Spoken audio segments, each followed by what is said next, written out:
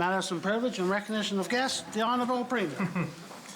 Well, good morning, Mr. Speaker, and welcome back to my colleagues for Friday debate here, and to all those tuned in from home today. A little reality that, well, spring is here.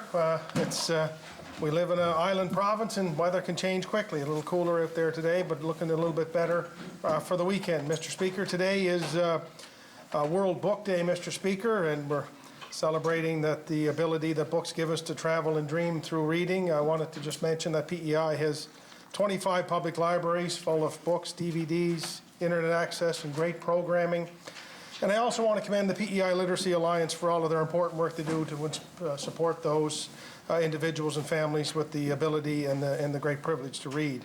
I also wanted to say thanks and offer our appreciation to the Brothers 2 restaurant, Mr. Speaker, for acknowledging the important work of our first responders in this province, and they are inviting them to sample their meat and potatoes offering for free on April 26th from 4 to 8. Just another amazing example of what a great community and what a great province we have here. Mr. Speaker, I was surprised to hear that Dale Hickox, the president of the PEI Snowmobile Association, was retiring after 18 years serving that association, the last 14 years as president. He also was for 4 years the national president of the national body and missed only one meeting in 18 years, Mr. Speaker, speaking to his dedication. And Dale is a bit of a regular in my backyard, as my wife Jana buys hay and straw from him, which he delivers quite regularly there. So I just wanted to say to Dale, thanks for your great work, and you've made a big difference. Also want to just recognize, Mr. Speaker, a couple of anniversary dates. 2 years ago today, all of us were, or most of us, except the honourable member from Charlottetown, Winslow. We were all elected on this day, Mr. Speaker, and I think Islanders sent us here to get important work done, and we've all found our way through some challenging times, but I think we all should be proud of the work that we have accomplished on behalf of all Islanders, and that doesn't mean we should let our guard down and stop, Mr. Speaker. Much more work remains, and I think that we've been doing well together, and we should continue to do that. So happy anniversary to all of you. And finally, Mr. Speaker, tomorrow, April 24th, is a big day in our house. In 1999, Jan and I were married in Summerside in a blinding snowstorm, by the way. I thought for a minute that could be an omen, Mr. Speaker, but it was a wonderful day in spite of the weather, and it's been a great journey so far over the years, with many twists and turns and offs and on-ramps and everything else that are part of a great journey. But I don't often say in here, Mr. Speaker, I try to keep politics and personal separate to the best I can, but just I think it is important on this day, because I sometimes, even though I try hard not to take for granted, but she carries a lot of load and gets a lot of things done for our family because of the job I have. She does a wonderful job, along with running a very, very busy business on her own, Mr. Speaker. An incredible lady. I was fortunate to marry, so happy anniversary, dear.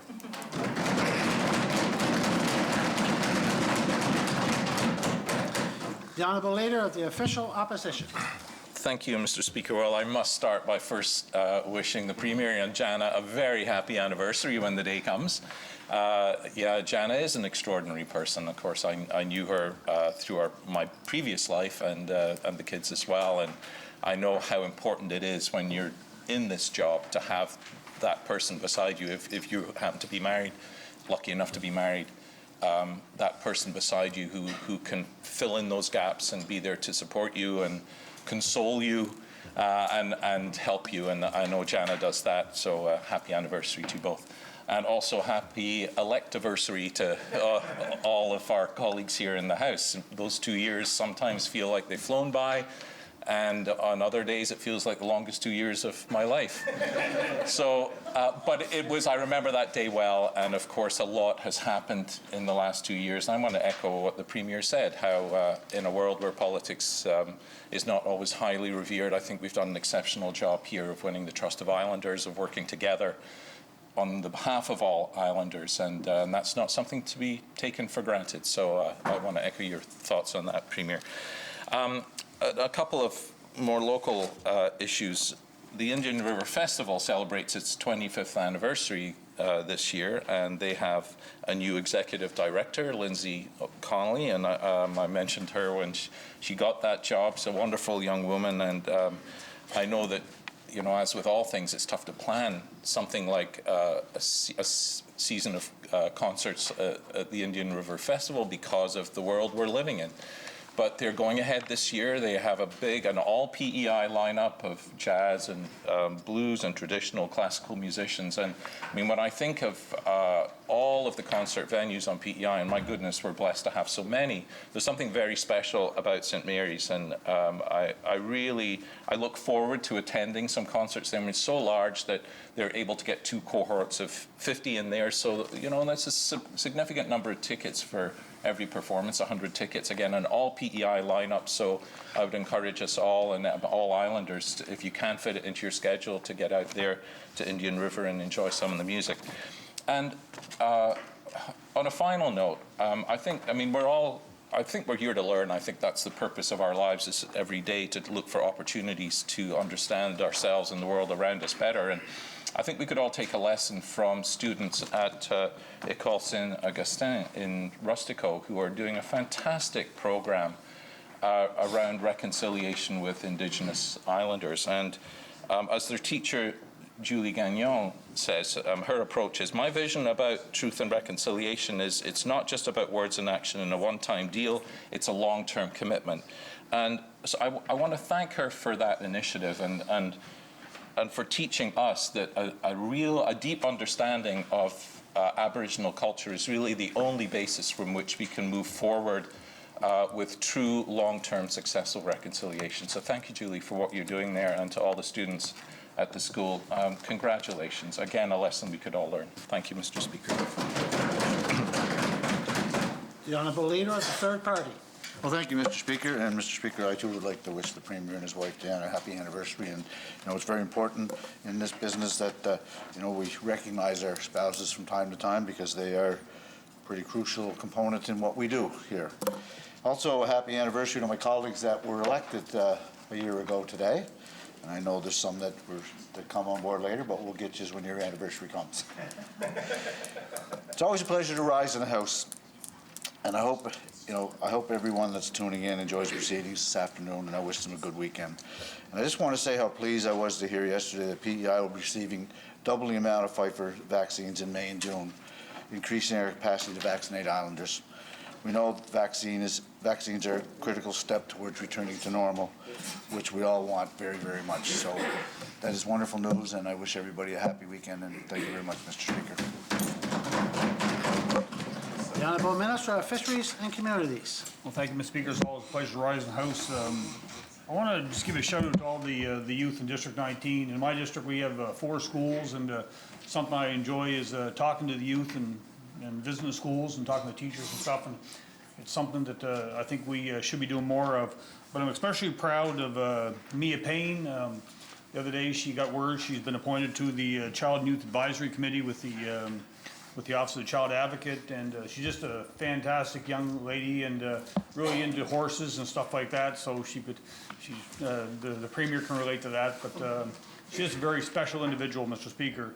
But Mr. Speaker, despite some rain and colder weather, I was inspired to see some pictures of people cleaning island beaches on Earth Day yesterday, and I noticed quite a lot of people as I drove down this morning were still out around the yards cleaning up, and that's good to see. But I wanted to stand today to recognize those that embraced the elements yesterday, as well as all islanders who had time to clean our beaches and our inland shores. Last year, our department participated with the Department of Transportation, Infrastructure and Energy to create the Cleaning Our Shorelines initiative. This initiative was extremely successful, and I am proud to say that we will be doing it again in 2021. Our shorelines and coastal areas are so important to the health of the island, and we need to do everything we can to make sure that these areas receive the attention they deserve. And I encourage everyone to assist in protecting our shorelines and our beaches whenever possible. And I look forward to announcing this year's Shoreline 2021 campaign and how we'll move forward in the near future. Thank you, Mr. Speaker. The Honourable Member from Malari Inverness and the Third Party Whip. Thank you, Mr. Speaker. I'd like to welcome you. Good morning, and to those all watching back home in the riding of O'Leary Inverness who tend to watch online, and especially those at Margaret Stewart Ellis Wing that's attached to the hospital in O'Leary.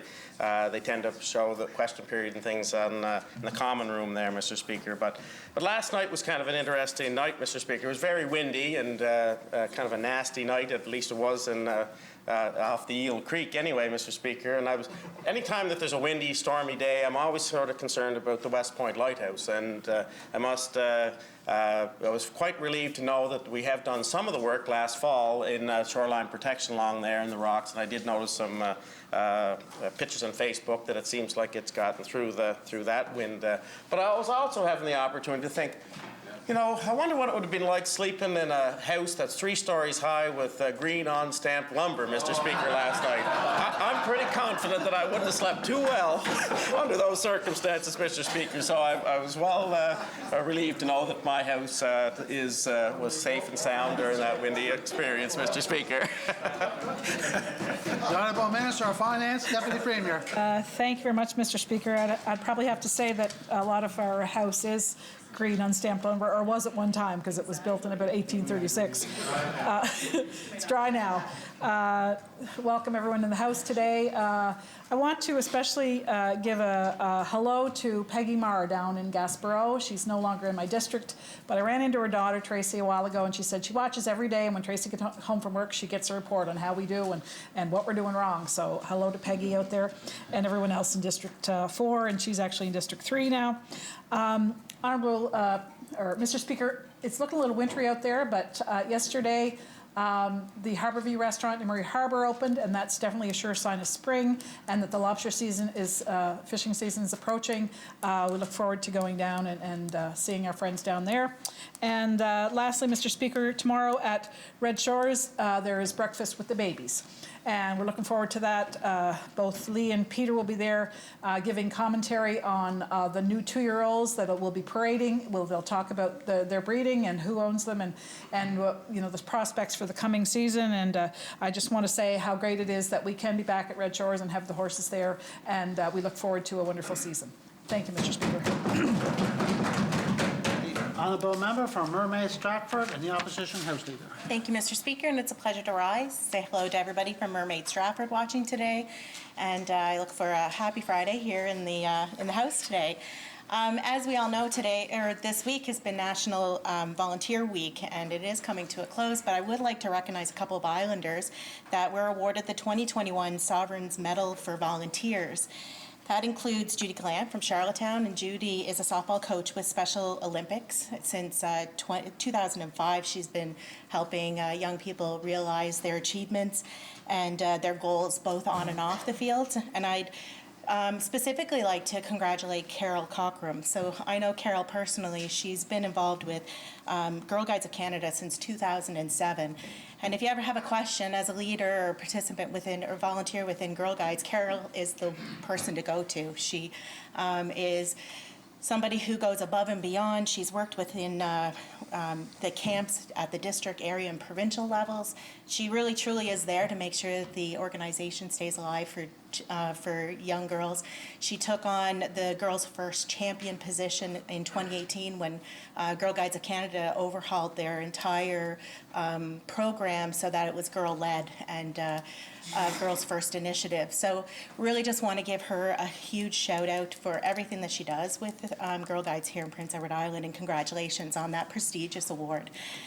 I'd also just like to do a little shout out to my daughter.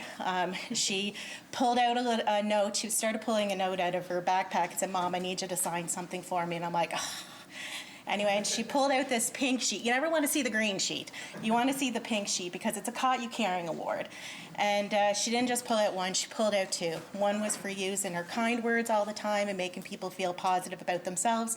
And the other was just wishing people, you know, a good evening or a good weekend, and just, you know, making people feel good and making sure that the people around her are felt loved, basically, is what the message says. So proud mom moment, because when you get the pink slip instead of the green slip, that's always a good day. Anyway, have a great day in the House, everyone. Thank you, Mr. Speaker. Unless you're working. What's that? Unless you're working. Oh, true enough. The honourable member from Charlottetown, Brighton. Thank you, Mr. Speaker, and thanks to all those who listen from Brighton and elsewhere. And thanks for the anniversary. Congratulations. Those past 2 years have been some of the most exciting 2 years in my life. My district, Brighton, is of course lucky in having as my constituents a wide variety of food stores and restaurants.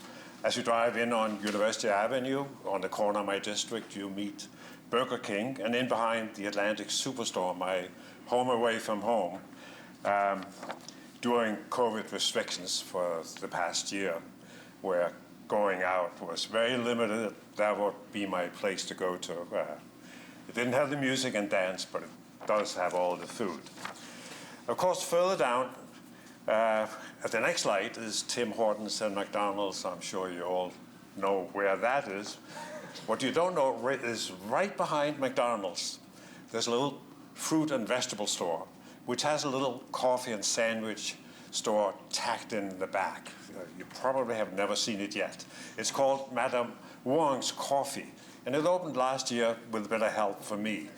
Madame Wong and her husband, Mr. Hu, recently immigrated to PEI from Saigon, now called Ho Chi Minh City. Mr. Hu was a professor of dental surgery in Saigon, but our society seems to have a real difficulty in accepting offshore medical professionals. This is, of course, a loss for us as well for the Saigon couple. However, there's a win in the coffee they make. Vietnamese coffee is made from a different coffee bean called Robusta, and Vietnamese coffee is a really, really strong drip brew on a generous layer of condensed milk, a real treat.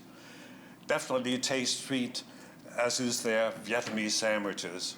So do drop in on the way to the legislature, but plan to wait 10 minutes for the excellent coffee to be custom made for you. So a shout out to Madame Young and Monsieur Hugh, if you're listening. Thank you, Mr. Speaker.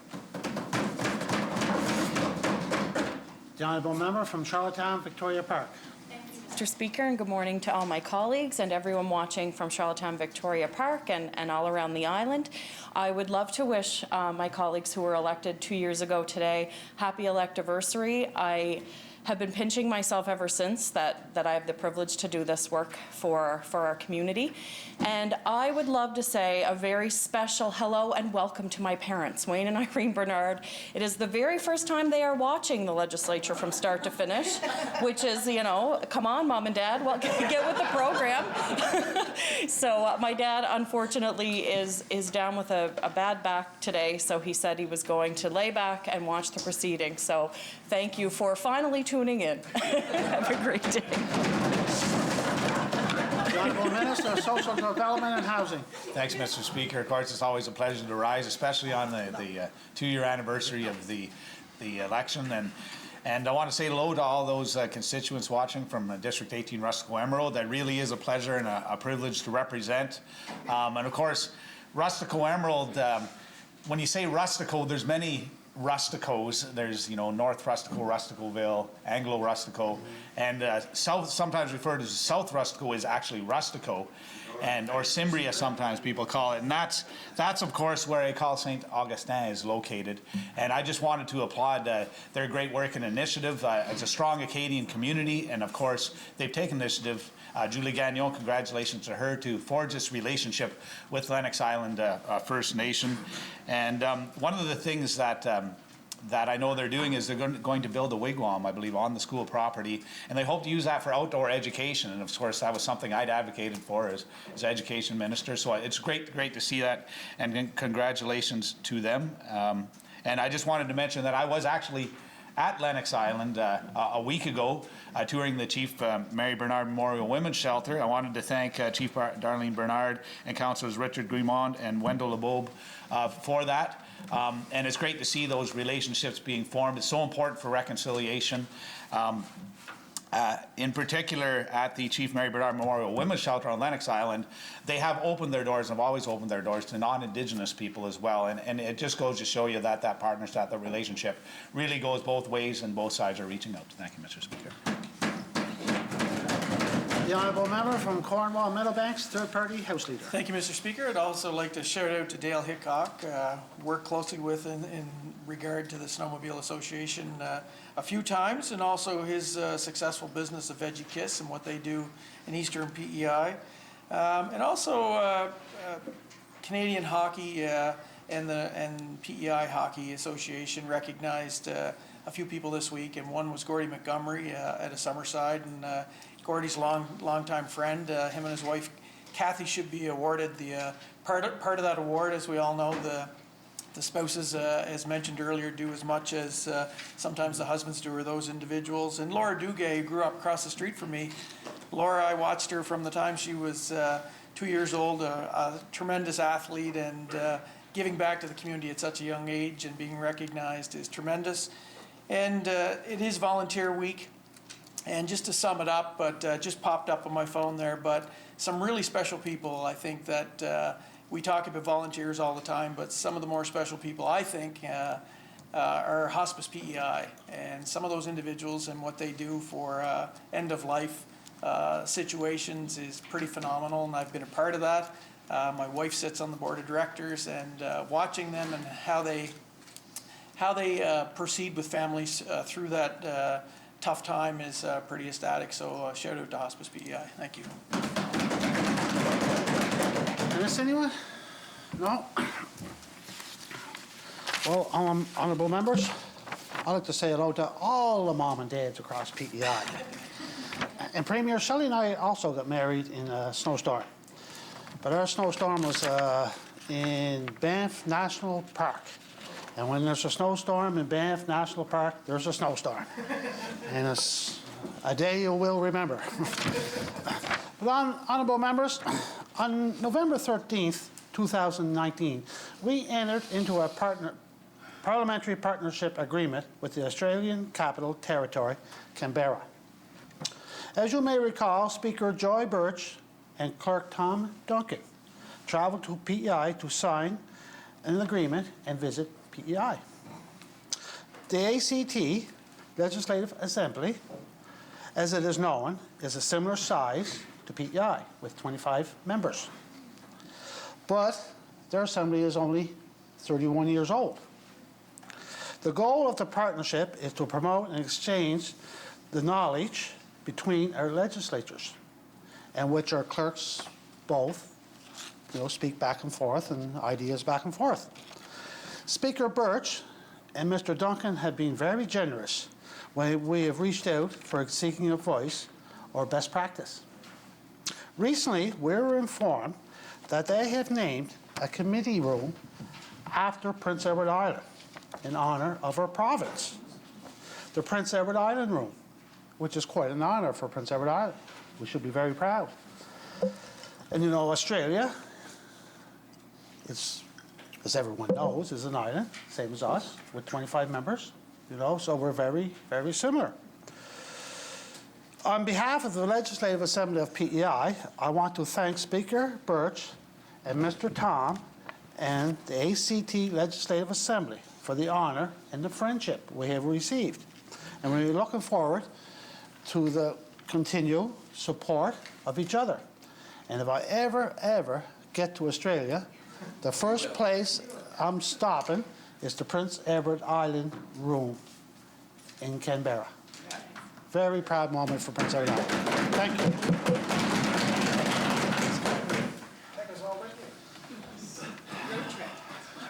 You're setting the stage. I know.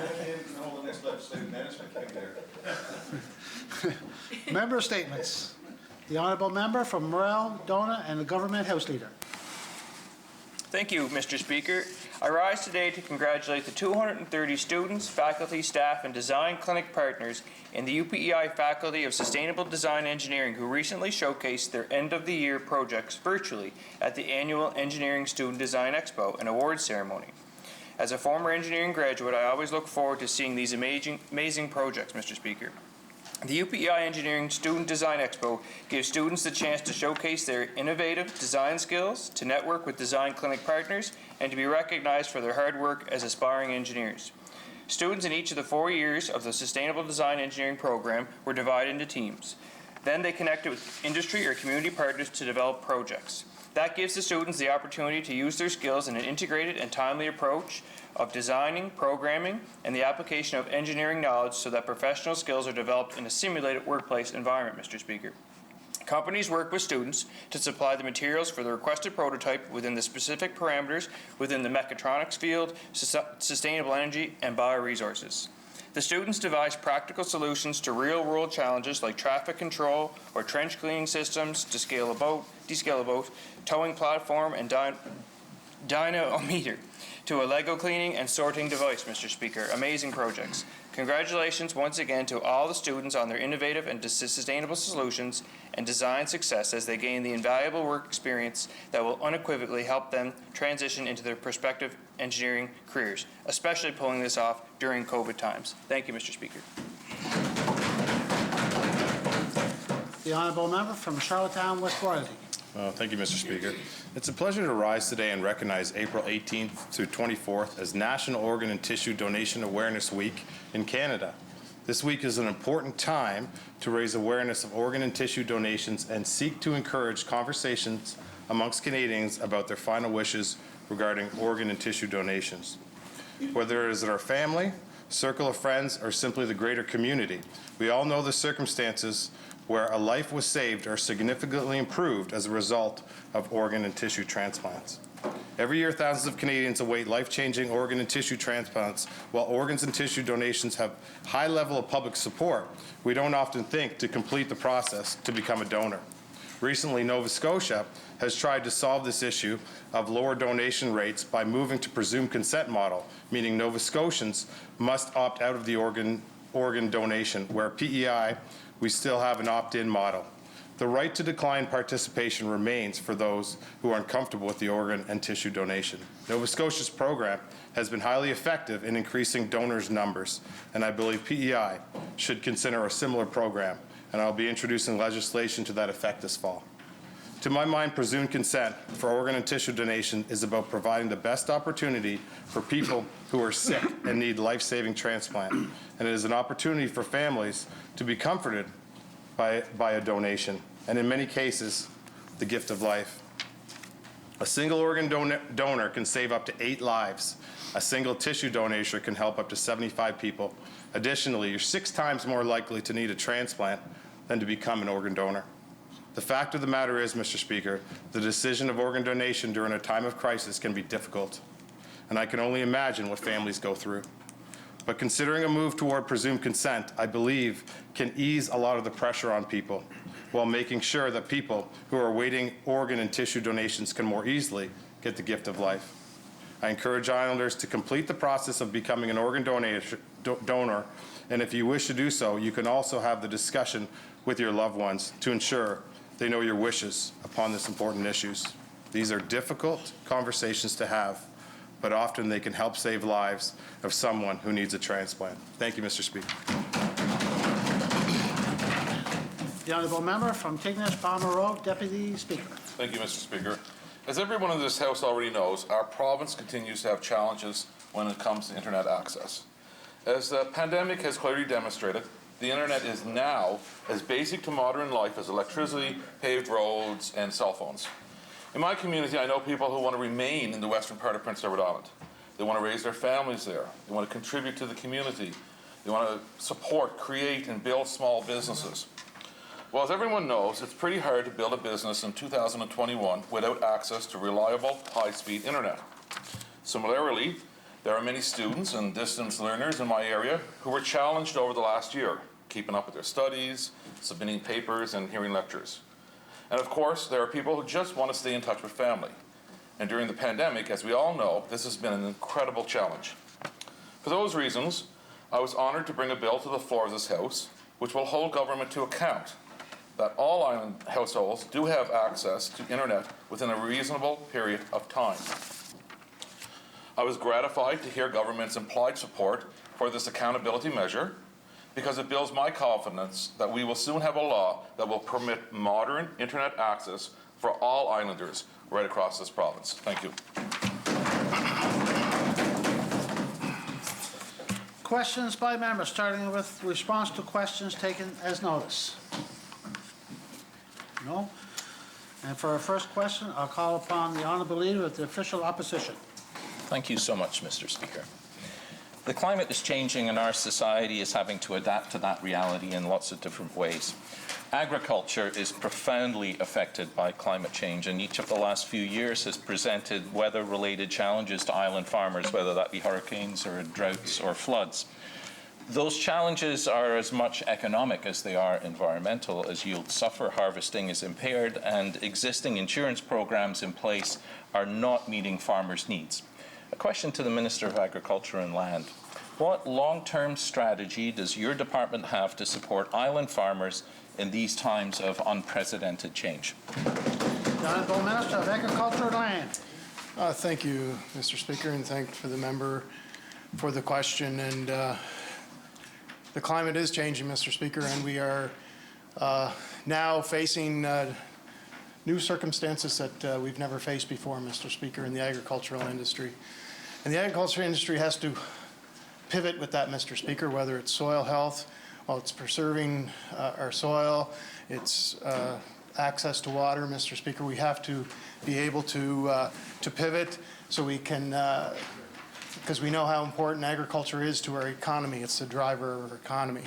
With the agriculture insurance, it also has to pivot, Mr. Speaker. We're constantly addressing the shortfalls, Mr. Speaker.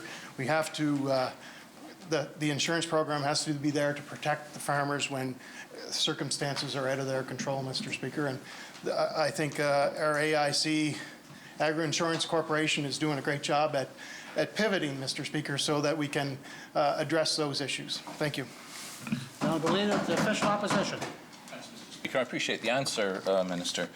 Water, of course, is essential to growing crops, and however, suggesting that supplemental irrigation is the singular solution to water shortages and anticipated drought conditions is only going to serve to create a dependency on that practice. That sort of approach fails to acknowledge a more holistic understanding of how to ensure sufficient access to water for all farms across the island. To the same Minister, beyond supplemental irrigation, what solutions do you see for farmers as they cope with increasingly erratic water availability? The Honourable Minister of Agriculture and Land. Well, thank you, Mr. Speaker. And that is, our department is looking at every alternative, Mr. Speaker, and we're also doing the alternative crop study, Mr. Speaker, so that we don't have to rely on crops that depend on large amounts of water, Mr. Speaker. We have to be innovative. We have to be always looking for different options, Mr. Speaker. Healthy soil is a huge part of our irrigation, our water retention, Mr. Speaker. And never before have the farmers taken on this movement about soil health like they are now, Mr. Speaker. I have, as I speak to the farmers across this island, it's an investment in their long-term future, Mr. Speaker, and it's an investment that they are willing to take, Mr. Speaker. It's about the ecosystem, Mr. Speaker. It's about the long-term vision of the industry that drives the economy on this island. Thank you, Mr. Speaker. Honourable Leader of the Official Opposition. Thanks, Mr. Speaker. And that's two questions and two answers that have included the phrase healthy soil as part of the important strategy, and I appreciate that, Minister. There are many practices that are proven to increase or maintain soil moisture content and reduce the need for irrigation. Things like ecosystem management, maintenance of tree cover and hedgerows, extended crop rotations, year-round soil cover with high residue cover crops, increased soil organic matter levels, alley cropping, and the use of adapted crops and cultivars, as the Minister just explained, with reduced water requirements or improved drought tolerance. All these things can help. To the same Minister, good soil practices will reduce the amount of water needed to irrigate during droughts. What will you do to ensure that these are in place before resorting to irrigation? The Honourable Minister of Agriculture and Land. Mr. Speaker, that's a great question, Mr. Speaker, and I love how we're talking about soil health in this legislature, Mr. Speaker. We're talking about agriculture and the importance of sustainability, Mr. Speaker, as we encourage our farmers to be sustainable for the next generation, Mr. Speaker. And it's important balance with science related and the data that we have to collect, Mr. Speaker, that it's a balance between soil health and water management, Mr. Speaker, and it has to be a strategic plan in place there, Mr. Speaker, when and if we move forward on an irrigation plan, Mr. Speaker. But I do know that our farmers are very important, and our PEI food brand is so highly coveted here on this island, Mr. Speaker. We should be proud of it, not tear it down, Mr. Speaker, and that's what I hope to do. Thank you. The Honourable Leader of the Official Opposition. The benefits of irrigation, of course, are really well understood. It improves crop productivity, it has the potential to stabilize the economic performance of a farm, and it can improve nutrient use efficiency. With tight controls in place, and only in the watersheds that we know can support it, supplemental irrigation can potentially help farmers deal with our increasingly erratic weather. But government needs to tightly control access to that water, first to protect the environment, but also so that all farmers who want to use the available water have equitable and fair access to it. And the process, of course, must be fully transparent and open to the public. Question to the same minister. Will you commit to developing a sustainable irrigation strategy to ensure that all these interests are properly balanced before any attempt to lift the moratorium on high-capacity wells happens? The Honourable Minister of Agriculture and Land.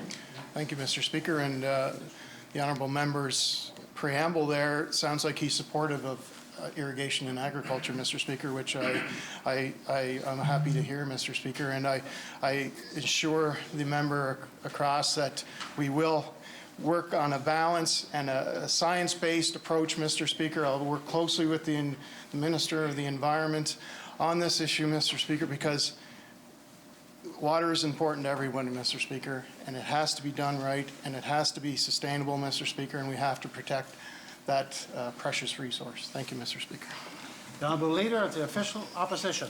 Thanks. Just to be clear, I said that government needs to tightly control access to water before we move to irrigation. So I just want you've mentioned the Minister of Environment, and I know he's itching to get up and talk on this topic. So he's listened to his Minister of Agriculture and Land say how important it is for soil health to be taken into consideration before we move to irrigation. So a question to the Minister of Environment.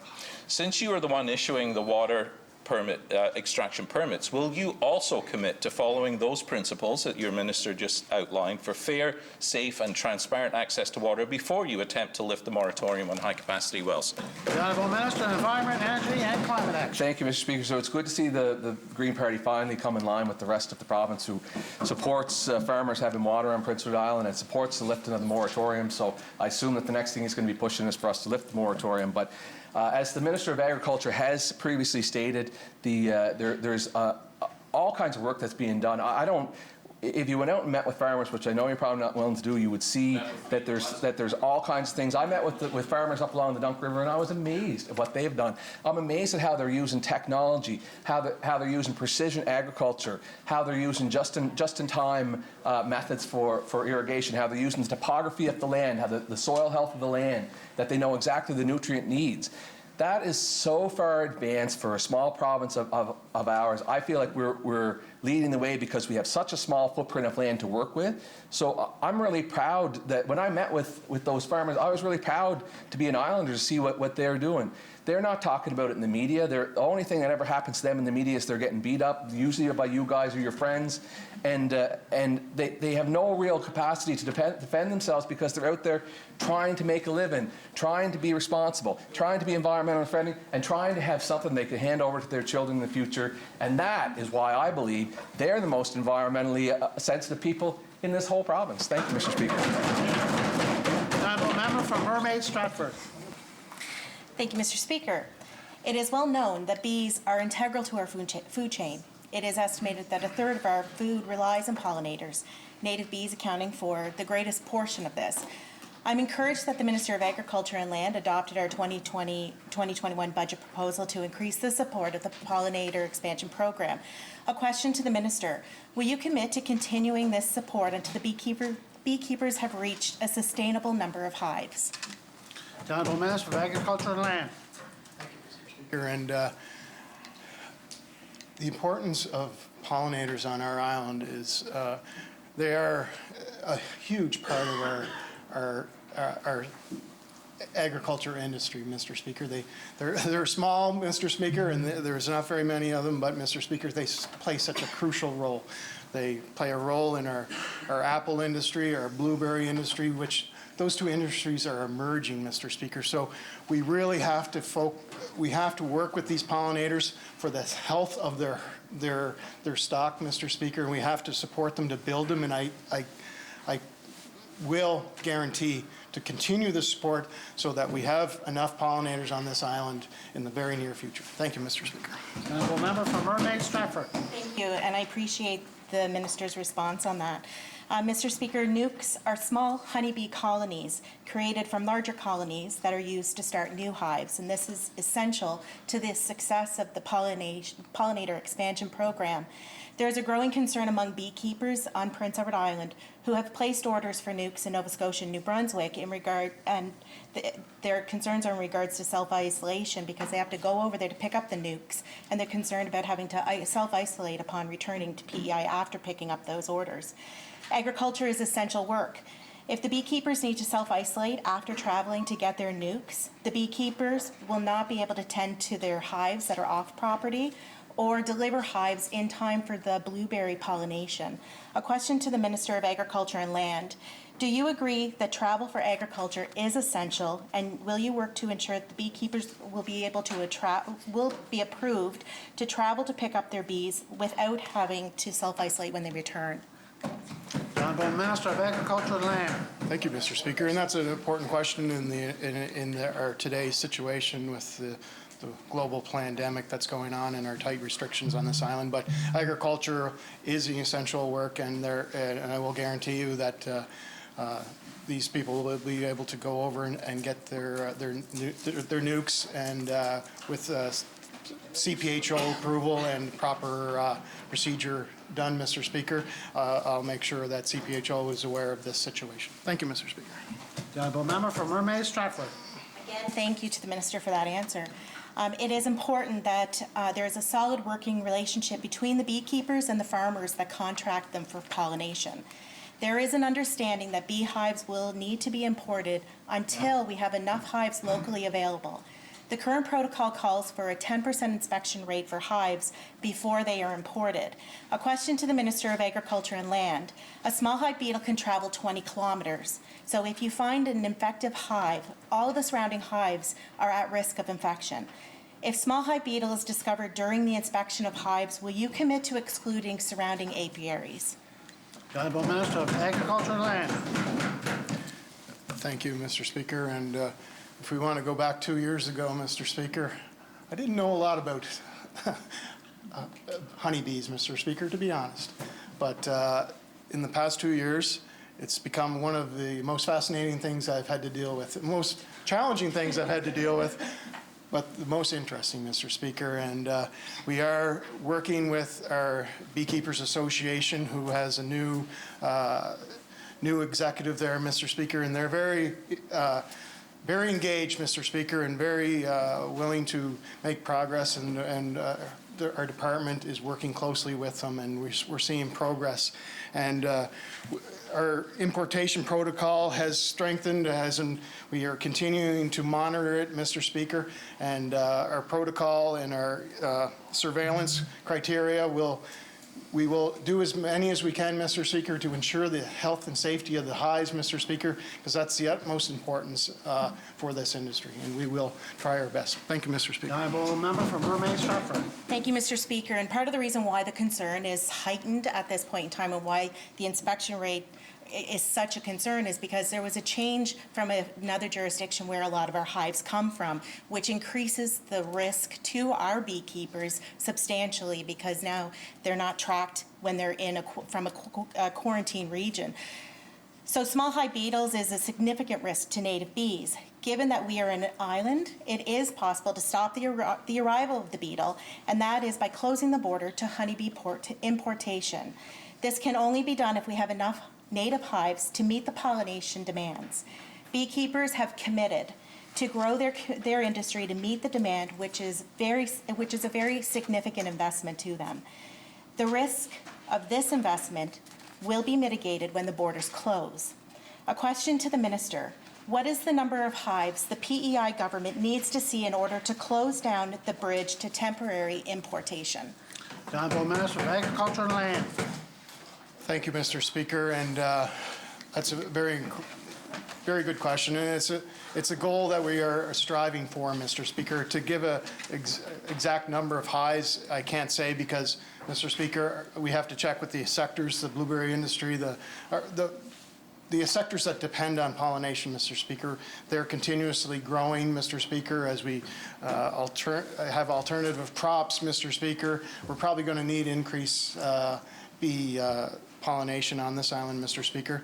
But I can tell you, when I came in to this office, we were spending $80,000 on our beehive association. Now we're up to $500,000, Mr. Speaker. $500,000. So we are committed, Mr. Speaker, and we are committed to the day, and I hope I'm in this seat, that we can close the bridge to imported hives, Mr. Speaker, but I can't give an exact time when that's going to happen, but it is a goal. Thank you, Mr. Speaker. Mermaid Stafford.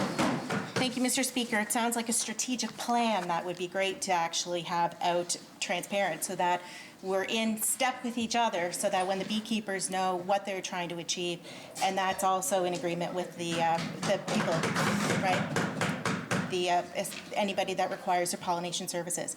So foreseeably, once we hit the magic number, which the minister can't commit to at this point in time, the pollinator expansion program will require less resources.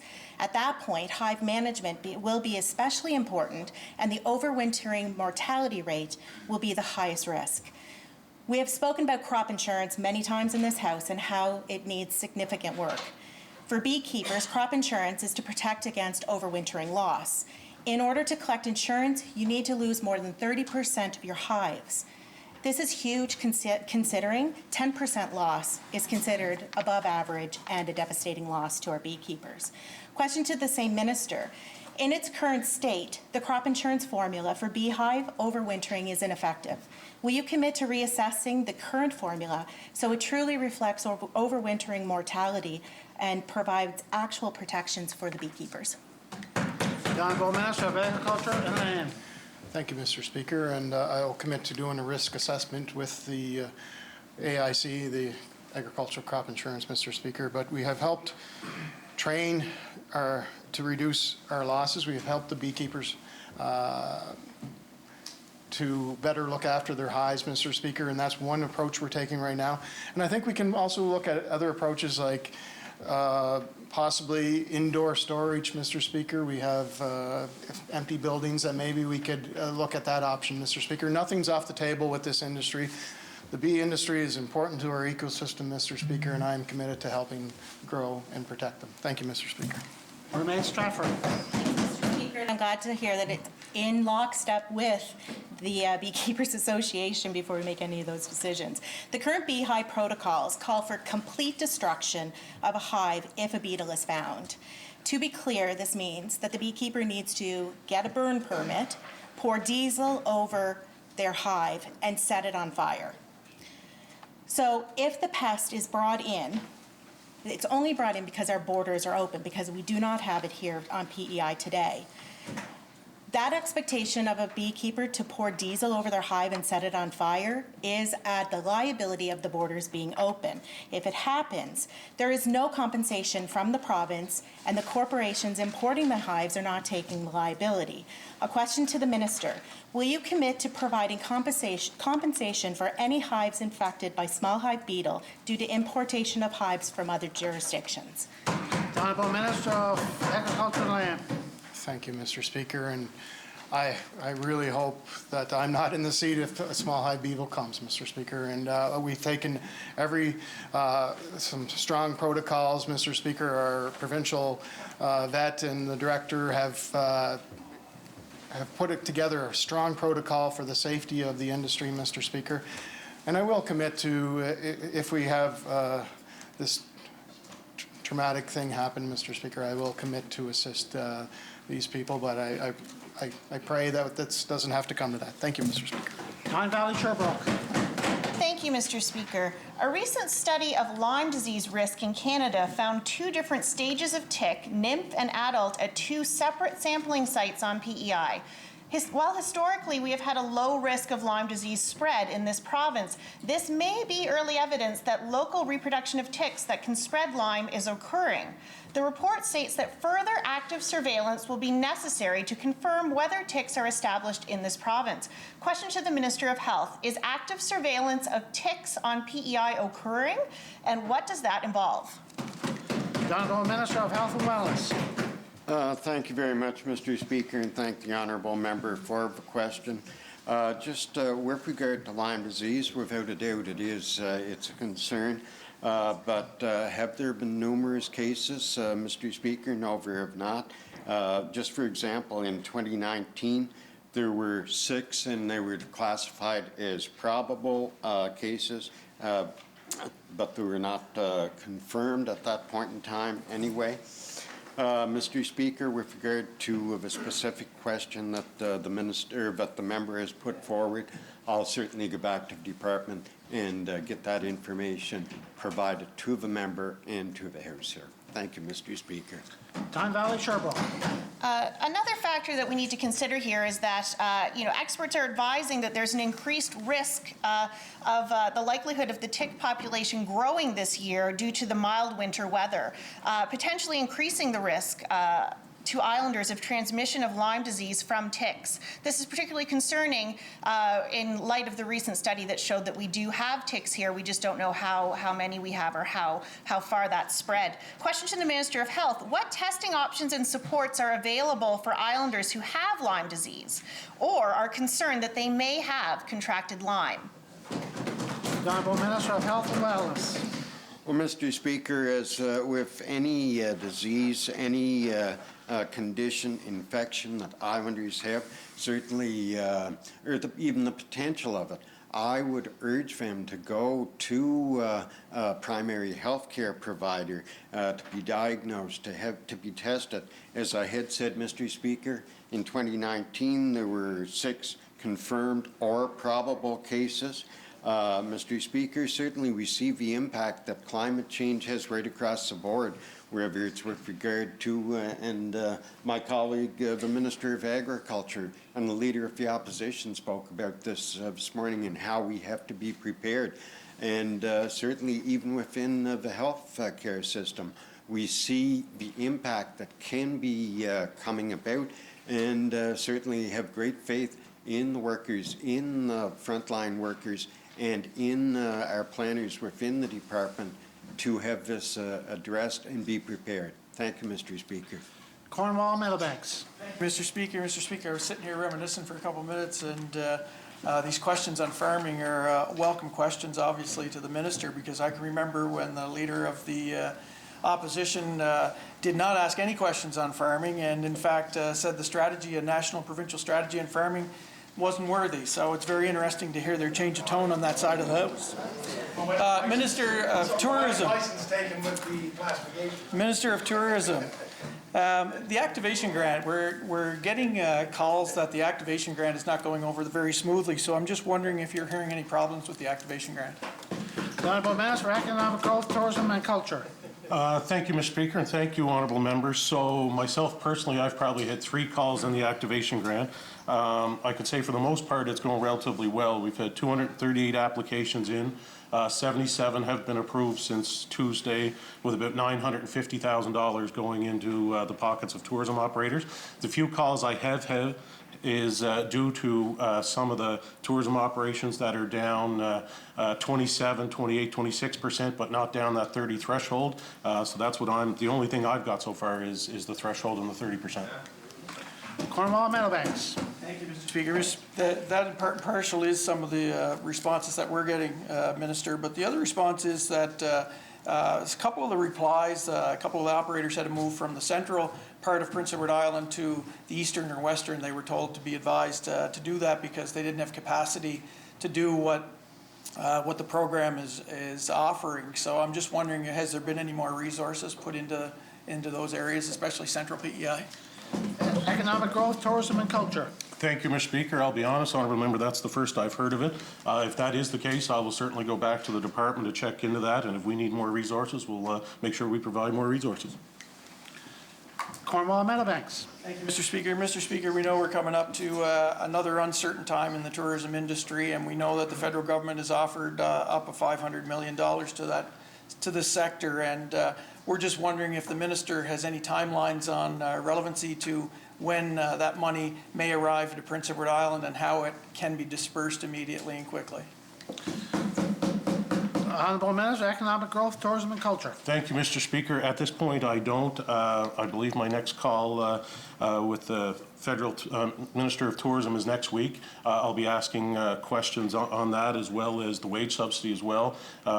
That wage subsidy is crucial to PEI tourism operators this year. I've had a lot of calls this week just to say that a lot of the operators aren't happy with the federal government and the budget that has come out with that. They really need to get to September, and I'll do my best to advocate on their behalf, but it's crucial we get that wage subsidy extended to September.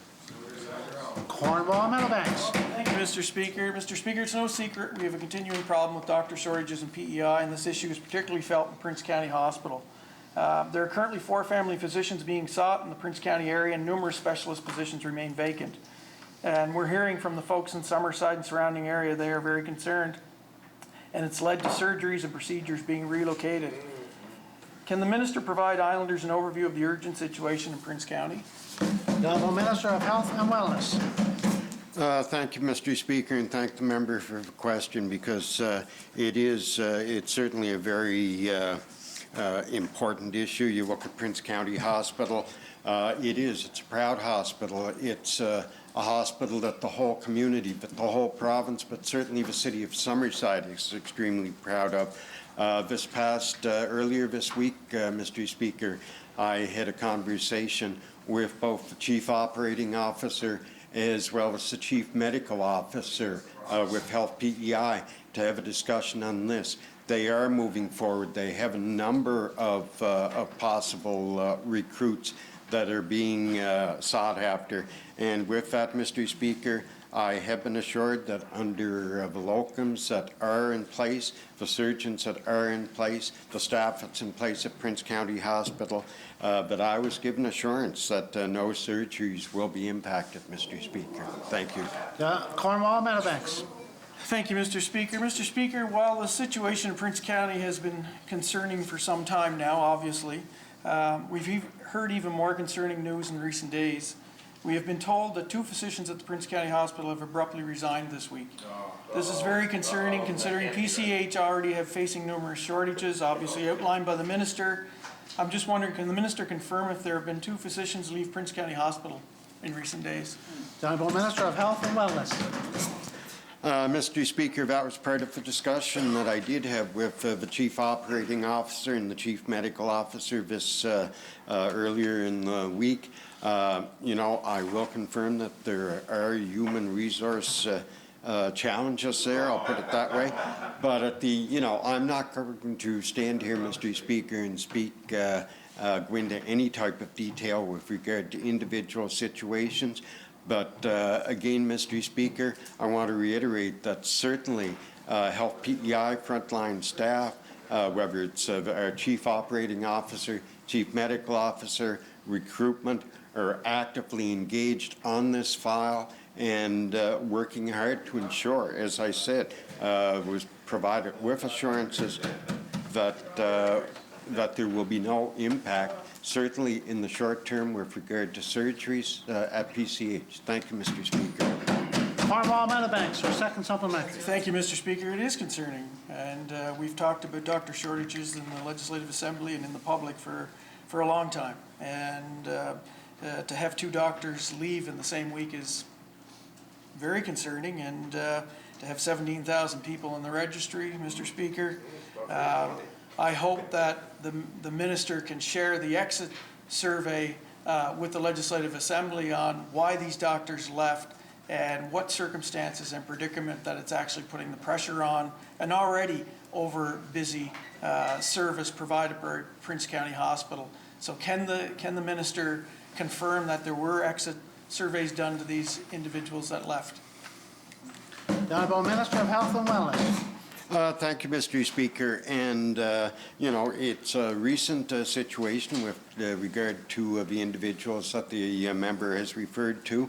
I certainly will go back to the department to see, back to Health PEI to see if surveys have been completed with them. It's one of the things that's been brought forward a number of times here in the legislature is the importance of exit surveys. But having said that, it's an optional survey for an individual who is leaving or who has retired from Health PEI. We're not going to dictate to any individual former employee that they have to complete that survey. But again, Mr. Speaker, I do want to reiterate that there's certainly substantial interest in surgeons, in specialties to locate to Summerside. You know, at the end of the day, not only do we want to maintain services at PCH, we want to grow those services, and we want to see, and we will see, Mr. Speaker, that hospital thrive. English Palmer Road, Deputy Speaker. Thank you, Mr. Speaker. Question to the Minister of Finance. A couple of days ago, the Minister said that ALC home gambling plan will provide Islanders with an opportunity. And to quote, "We want to ensure that Islanders have the opportunity to, we know people are home, during the pandemic, they've been home, they are online, they are gambling." Does the Minister really believe that offering a gambling option at home is a good public policy? The Honourable Minister of Finance, Deputy Premier. Thank you very much, Mr. Speaker. And Honourable Member, what we want to ensure, there is a gambling option at home right now, and it's an offshore, number of offshore sites. We want to ensure that Islanders have the ability to gamble on an online site that is legal, regulated, and provides the supports that are needed for Islanders. The Honourable Member from Tignish Palmer Road, the Deputy Speaker. Thank you, Mr. Speaker. I worry about the damage that this may cause, and I'm uncomfortable with the idea that government should be part of this. There are many, many damaging options open to every individual. But that doesn't mean government has to climb on board. And I worry that someone may spend their whole paycheck or start dipping into their savings, leading to added stress, mental health issues, perhaps family breakups, and losing of a home. How will the Minister protect Islanders against this? The Honourable Minister of Finance, Deputy Premier. Thank you very much, Mr. Speaker. And Honourable Member, we regulate alcohol, we regulate tobacco, we regulate cannabis. This is another putting a safe measure in there for Islanders to do this in a safe, more regulated way, and to ensure that there are a number of options through ALC to ensure that it's done in a safe way. We're looking at such time limits, maximum bets, age, identity verification before you start playing, and responsible gaming supports, all offered through ALC, which are not offered through any of the offshore sites. Thank you, Mr. Speaker. Tignish Palmer Road, Deputy Speaker, your second supplementary. Thank you, Mr. Speaker. And I know the Minister has talked about limits. According to ALC briefing document received by the Minister, financial projections are partly based on the following, and I quote, "A $10,000 weekly deposit limit in all 4 provinces." And that is something I will table later, Mr. Speaker. So my question is to the Minister. Is this the limit you had previously talked about, $10,000 per week? The Honourable Minister of Finance, Deputy Premier. Honourable Member, the limits have not been set. We are still in negotiations here. If you look at the operating budget, there is absolutely no revenue anticipated through online gaming for this coming fiscal year. And I'd like to point out to the House that yesterday in Ottawa, through an all-party cooperation, there was an adoption of the Safe Regulated Sports Betting Act at 3rd reading. Yes. Yes. Well, these are the federal Liberals. Let's not forget, the provincial Liberals don't work that way. Answer. Anyway. It's ironic. It's ironic that this bill has gone to 3rd reading, and this provided action and regulated alternative to combat illegal and unregulated gambling.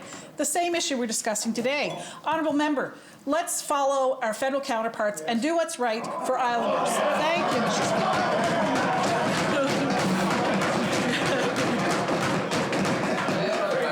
The Honourable. I wish. The Honourable Member from Montague, Kilmuir. Mr. Speaker. I won't be going after the Minister of Finance today. Word broke, I think in the last couple of days, that the Women's World Hockey Championships won't be taking place in Halifax due to the lockdown that they're going into. I have a question to the Premier. Is there any possible chance, could you reach out to Hockey Canada, and could we look into hosting these World Championships? The Honourable Premier. Mr. Speaker, I thank the honourable member for the question. I have not reached out to Hockey Canada. For the last 2 years, actually, the Women's World Hockey Championships were scheduled to be held in Halifax and Truro, but they have been, because of the situation in Nova Scotia, they have turned away.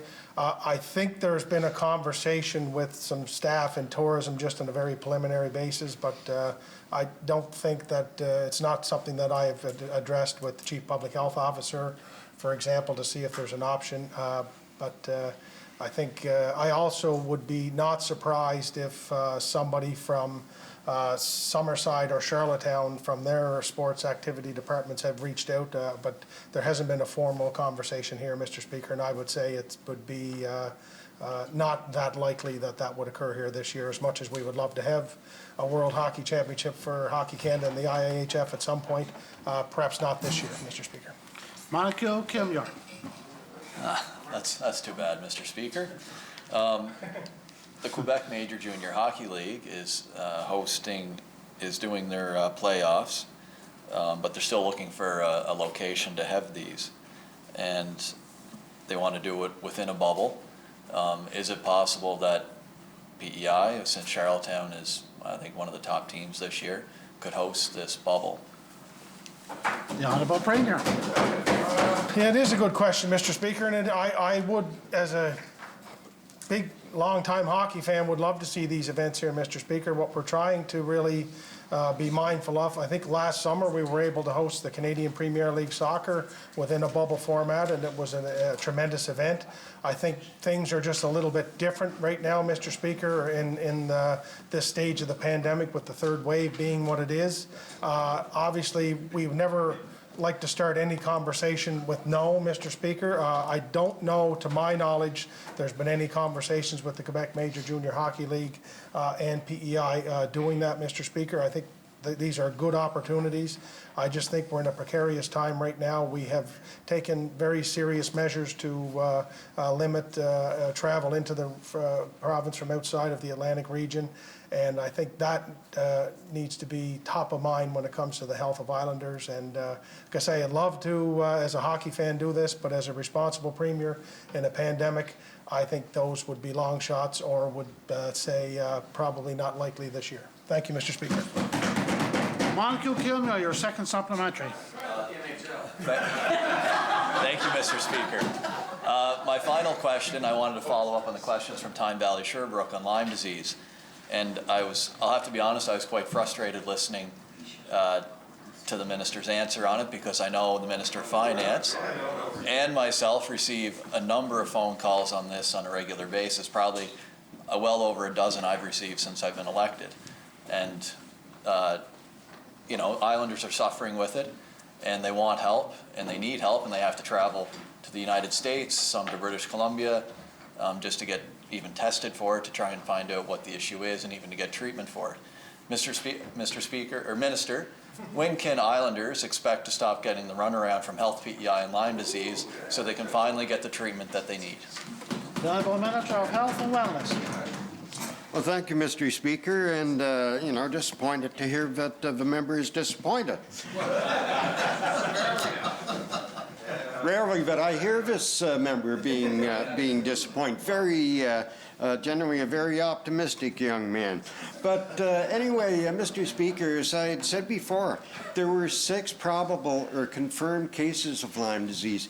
Any type of disease, any type of infection is certainly taken very seriously by health PEI. We do the testing on it. There are treatments that are available, and I'm certainly far from being a physician, but what I understand, once a case is confirmed, then it is a 14 to 21 day treatment period with an antibiotic called doxycycline, and that is given right here in the province. So, you know, I'd be happy to hear the individual calls, follow up with the individuals that the member refers to. But again, the numbers are quite low, and it does, Mr. Speaker, it honestly surprises me the number of calls that the member is getting on this and has never put it forward to me previously. He has no hesitation in putting forward other suggestions, so I welcome those calls, the information that he is able to provide to me. Thank you, Mr. Speaker. The honourable member from Charlottetown, Victoria Park. Thank you, Mr. Speaker. As an advocate for people living with autism and various other sensory issues, I've been hearing a lot about Port aux Basques, Newfoundland, and how they provide a destination for tourists who are living with autism or sensory issues within their families, and as a result, making it very difficult to impossible to travel. Port aux Basques has given an option for these families who may not otherwise be able to travel. They give what's referred to as neurodiversity accommodations, such as no sensory rooms, no overhead noise in different establishments, safety features in hotels, etc. Here at Sobeys in Charlottetown, for example, we have sensory-free shopping on a weekly basis. There's no overhead announcements, the lights are low, no music. Question to the Minister of Economic Growth, Tourism and Culture. Have you engaged in consultations with community groups and the tourism industry on what neurodiversity accommodations might look like in PEI? The Honourable Minister of Economic Growth, Tourism and Culture. Thank you, Mr. Speaker, and thank you, Honourable Member. No, I haven't, but I certainly think it's a great idea. The first I heard about it, I believe, is when I was on the floor with budget, and I believe you brought it up. So I certainly think it deserves a conversation. I think there's a real good opportunity there, and I am committed to go back to the department to work further. Thank you. The Honourable Member for Mermaid Stratford, final question. Thank you, Mr. Speaker. So it's been 3 weeks since I asked the Premier if he would ask the Auditor General to perform a performance audit on the enforcement of the Lands Protection Act by IRAC to ensure that the legislation, including the spirit and intent of the LPA, is being upheld. The Premier committed to taking the question under advisement and would report back.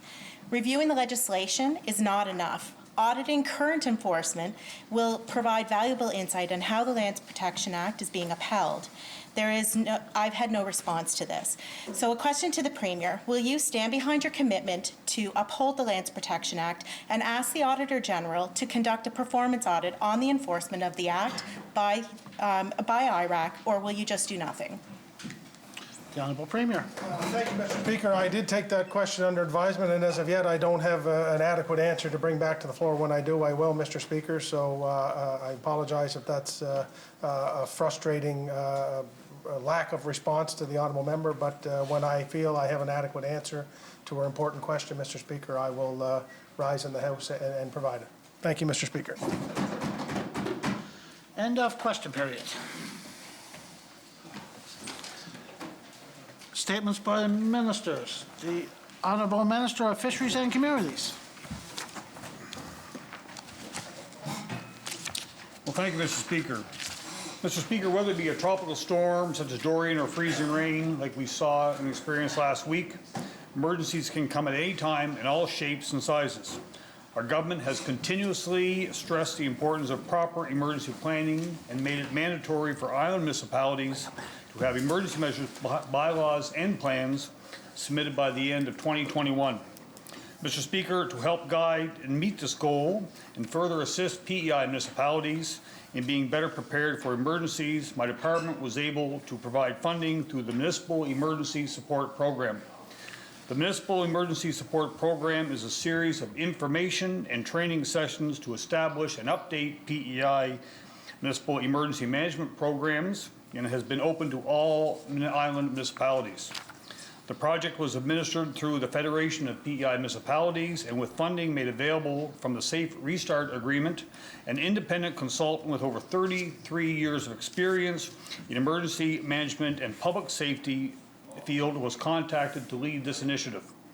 Mr. Speaker, the training sessions associated with the project concluded last week, and I'm happy to say it was with great success. 29 island municipalities participated, and 18 of those had not started the emergency planning process prior to this project. Additionally, information from this project has kick-started discussions between several municipalities, and for example, I'll point out the example of Hazelbrook and Alexandria about coming together and considering a regional emergency management plan. I look forward to continuing our work with island municipalities through projects like these to reach our goals. And I want to also thank our colleagues in the Department of Justice and Public Safety for their leadership and guidance in helping our municipalities have developed and proper management plans as they go forward. And I'd also like to thank the Federation of PEI Municipalities for administering this project, and I look forward to our continuing collaboration to ensure island municipalities are well equipped for success. Thank you, Mr. Speaker. Tyne Valley, Sherbrooke, and the opposition whip. Thank you, Mr. Speaker, and it's a pleasure to rise today to speak about the Municipal Emergency Support Project and the training that was offered to municipalities.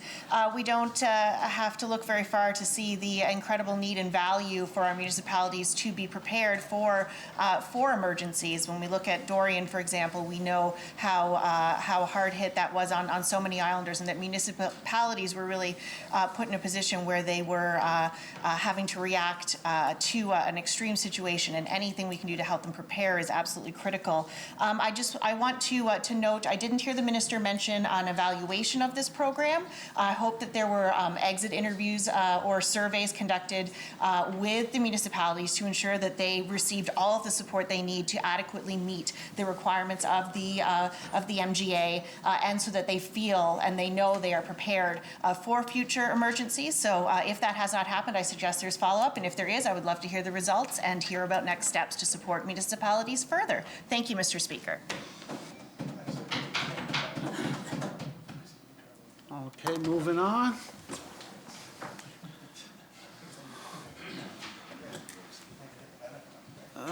Sending and receiving petitions.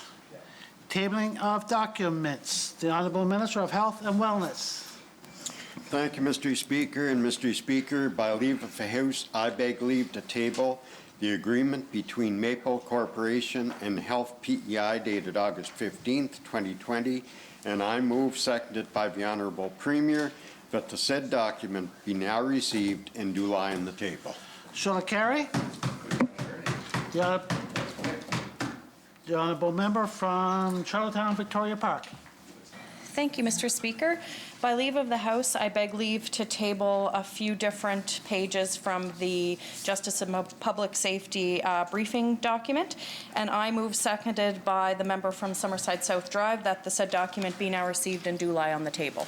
Shall I carry? Carry.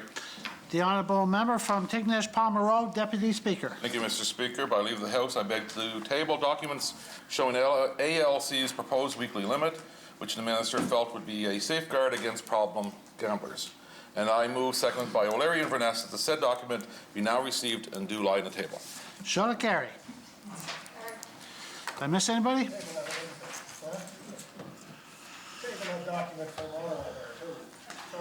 Reports by committees. The Honourable Member from Charlottetown, West Royalty. Mr. Speaker, as Chair of the Standing Committee on Health and Social Development, I move, seconded by the Honourable Member, the Leader of the Third Party, that the report of the Committee on the Prince Edward Island Human Rights Commission be adopted. Your committee is reporting on the reappointments to the Human Rights Commission.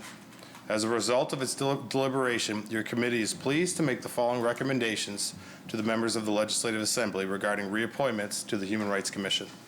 Number one, that Ms. Carolyn Francis be reappointed to the Prince Edward Island Human Rights Commission for a term of 3 years to expire on July 9th, 2024.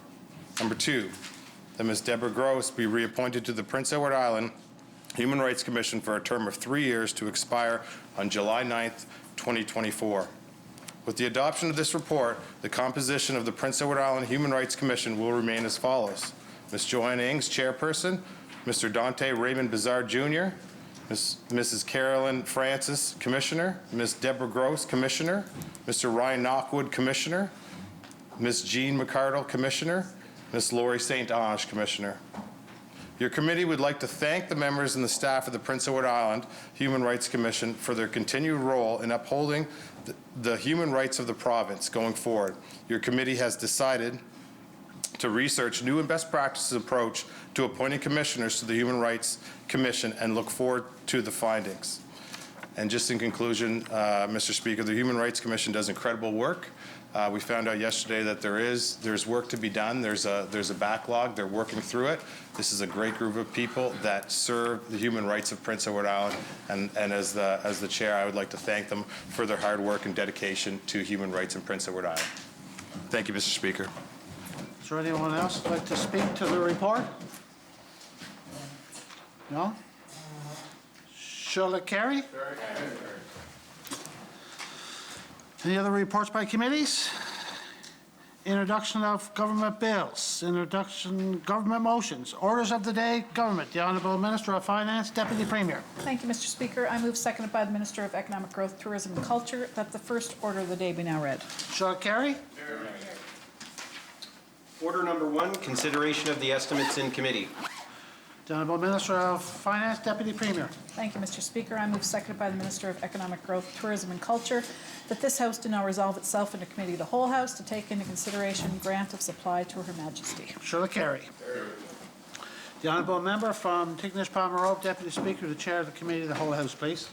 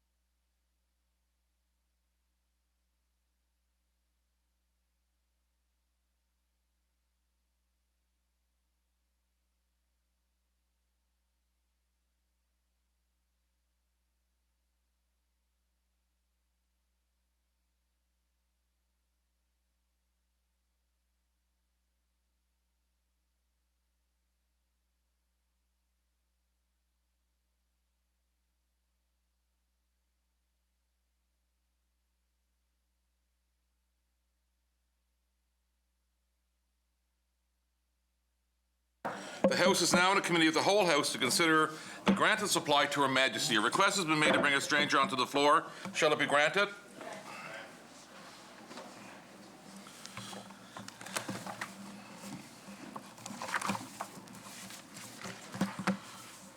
Honourable members, we left off on page 114, the Department of Justice and Public Safety, and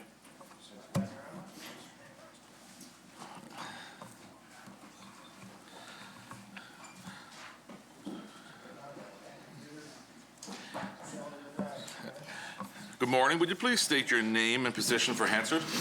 Michelle Keown, Director of Finance and Administration for the Department of Justice and Public Safety. Thank you. So again, members, we're on page 114.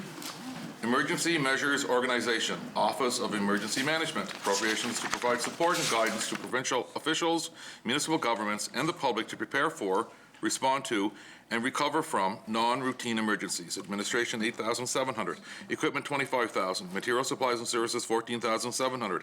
Professional services, $3,500. Salaries, $599,300. Travel and training, $14,400. Grants, $20,000. Total Office of Emergency Management, $685,600. Charlottetown West Royalty. Thank you, Chair. I see that the EMO's budget is being cut by almost $300,000 in the midst of the pandemic. Can you explain why the government is cutting funding to Emergency Measures Organization at this time? Michelle? You're looking at the forecast versus the last year's budget. the budget is actually going up $217,000 from last year's approved budget, but during 2021, we did have expenditures related to the border screening team for COVID. Charlottetown, West Royalty. So that was a decrease because of border screening that got, how many positions would that be? Like, We currently are continuing. We don't have a budget for the border screening in our actual budget. We're using COVID contingency to fund that. Charlottetown, West Royalty. So there are 25. okay, so did that affect the other portions of EMO? Like, is there adequate funding? And what did you learn from Hurricane Dorian? I know there was a report, I saw the report. Can you talk a little bit about that? So the Callion report came back, and they had 65 recommendations, and currently 61 we fulfilled. So we're doing quite well on that. With the EMO, we are really looking, the pandemic has shown us that we need to have more DSOs from other departments on short notice that can come and help out. And a lot of people have, in other departments, helped out during the pandemic, the early stages. And going forward, we're going to continue to build that alternative resource within government so that we are fully prepared if we need the resources in a quick time frame. Charlottetown, West Royalty. Yeah, because then I guess with the pandemic, you look at it as like, before it was there, nobody really would have predicted emergency measures for a pandemic. We're always thinking about hurricanes, natural disasters, which we're very susceptible to in Prince Edward Island. So I just want to make sure that both are supported as we get through. So it means that increasing budgets and stuff. Do you feel that there's adequate resources in here for both as we move forward into a third wave and potentially with the environment changing and such? Yeah, and I do, and we have to keep focusing on that. Right now, we're making a director of emergency management, which is that role. They're going to focus solely on that. So I think that will add to our preparedness, and they're doing a fantastic job. If you really analyze it, emergency measures have been activated since the railway roadblocks back in January of 2020, and then malware, and then the pandemic. So they have been activated since then, and they've done a tremendous job, and great leadership in there, and we're quite proud of what the work they're doing. Charlottetown, West Royalty. I remember reading from the Callion report, it's been a while, that a lot of it focused on the internal organization within government, how the structure works, how the coordination works. I still remain a little bit hesitant to how we provide service to islanders. I didn't really see a whole lot of that in the Callion report, how we get out to islanders. It was more about how we respond as an organization, connectivity. Can you talk about how this connectivity will directly help islanders in like, I think about the cornfields, for example, and the slow response and some of the issues that we had? Well, even with the minister statement today from communities, where we're going out and training the communities right now, that alone is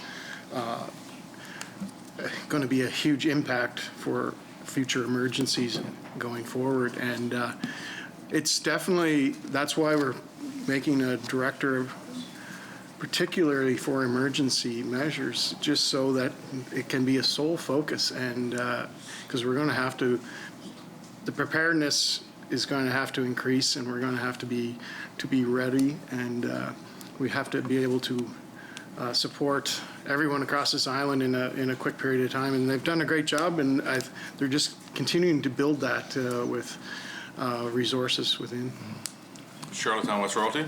And I just want to compliment your team, because I was a hard critic, and I kind of came after her because I was upset. I didn't know what was happening during and after Dorian, and I just saw a disorganized kind of mess at the beginning. But I want to say, congratulations to the hardworking staff who are probably watching this, to come together and not only deal with Dorian, but make the changes necessary. Incredible job to the team behind the scenes for sure. My final question would be, you mentioned there's 61 applied, there's 4 still outstanding. Are those concurrent, are those ongoing? Yeah, we're fully committed to doing the 65. Yeah, just time for it. Thank you, Chair. You're welcome. Summerside South Drive. Thank you, Chair. What's the role of the EMO in the pandemic response? The role of EMO, well, they are handling the pre-travel approval right now. Summerside South Drive. Has it changed at all since we're operating under a state of public health emergency now rather than a state of emergency? Yeah, when we were in a state of emergency, we were controlling the entry points and but now, since we're in a health emergency, CPHO is in charge of the entry points, but we're just doing the pre-travel approval to help CPHO out. Summerside South Drive. I think that's fine, Chair. Thank you. Shall the section carry? Chair. Montague Kilmuir. I think the member from Summerside South Drive asked these questions yesterday on just individuals that are pre-approved to travel here, but say they sold their home. So at the end of this month, they're not going to have a place to live, but they're told that they can't come here until at least May 17th at the earliest. I've had a few people reach out to me. I'm just wondering, what should I tell them? So when initially most of those people were approved, so when the order changed, I forget the date exactly, but when the Premier and Dr. Morrison went out, it changed, so they had to rescind those applications, and but now they're reaching out to every one of those and requesting more information, and it's not determined. They're reevaluating every application, see if they can, as soon as they can come, they will be approved. Montague Kilmuir. That's good, thanks, Chair. Shall the section carry? Total emergency measures organization, $685,600. Shall it carry? Public safety and policy. Public safety appropriations provided for the Office of Public Safety, Fire Marshal's Office, and Office of the Police Commissioner, including administration of the RCMP, 9/11, and public safety radio contacts. Administration, $30,400. Equipment, $27,000. Material supplies and services, $2,341,500. Professional services, $19,784,000. Salaries, $1,383,500. Grants, $47,200. Office of the Police Commissioner, $140,000. Other, $1,272,000. Total public safety, $25,025,600. Charlottetown West Royalty. Thank you, Chair. So professional services rose by $2.5 million. Could you speak to that?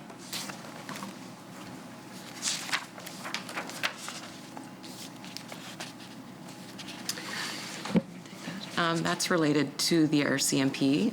Currently, the RCMP, they're unionized and they're in the midst of negotiating a collective agreement for the first time. So that's the anticipated wage increase back to 2017, I believe. They haven't had a pay raise since then. So this is the catch up on the wages, as well as we are adding to our provincial priority unit. We are adding 3 officers there. Charlottetown West Royalty. But those 3 officers that you just mentioned, they're going to be subsidized federally, are they not? It's a 70-30 split, so the province pays 70% and the federal government pays 30%. Charlottetown West Royalty. And it was talked about those have been for gang related, but they're going to be, what The RCMP is separate. Guns and gangs was for municipal forces. Okay. Charlottetown West Royalty. Those are separate officers. So is that reflected in here, the 3 officers? Yes, the 3 officers is in the 1.8 million in professional services. Okay. Charlottetown West Royalty. So would the sheriffs, let's talk about the sheriffs, would that be in this section too? No, sheriffs is back in court services. Okay. Towards the end. Okay. Could I just ask a question about the sheriff's chair, if that's possible? You say that section is coming up at the end? It's at the very end. Yeah, it'll be coming up a little later, so Okay. let's try to keep it on I the thought same it was sections. back, sorry. Okay, do you have any other questions? Not at this time, thank you. Okay, Summerside South Drive. Chair, last year, the Black Lives Matter movement and other movements drew significant attention to the experience of racialized and other marginalized people and their interactions with law enforcement. How have these events changed or informed your department's approach to law enforcement? Well, I think it's definitely had an influence on policing across North America for sure, and that's one of the reasons we went out with the midpoint police review. One of the strong reasons we went out, and we continue to focus on that with our municipal forces as well as our RCMP. Summerside South Drive. Thank you, Chair. There were discussions about defunding the police, or in other words, diverting resources to support more effective community-based initiatives and led initiatives. What conversations has your department had on this topic? Do you mean defunding police? I'm not a fan of that term, Minister, but I've heard you mention in the House here that it's community-led initiatives and these kinds of things that you'd like to focus on. And I'd just like you to elaborate a little bit more about that in relation to the movement to defund the police, to see more of the programs. Yeah, we're not interested in defunding the police, if that's what you're asking, and but we are looking at adding to our, as when you look at our guns and gangs application and our funding, it's an upstream approach where we look at more education, more therapeutic approach to policing, more community well-being, and that's the approach that we want to take. Summerside South Drive. So you do agree that we should emphasize those community-based initiatives? Yes, education. Summerside South Drive. Last winter, the City of Charlottetown and the City Police covered up a culvert that some residents had used as a place to do drugs. What involvement did your department have in that action? None. Summerside South Drive. Have you made any efforts to support those who are living in the culvert? We have the, that was the city that filled that in, but I imagine the Minister of Social Housing and Development would have interaction with the outreach centers and our homeless shelters as well. Summerside South Drive. Have you identified who they are? Well, and there's also opportunity for those people to go to the bridge table, and. I'm sorry, Minister, I missed that. Sorry? I missed what you said there, sorry. Those individuals that could have been affected had the opportunity to be to go to the bridge table, to have their situation evaluated, and so they could be placed in the right proper place. Summerside South Drive. The city has no dedicated safe consumption site. Where do you think these residents would go now?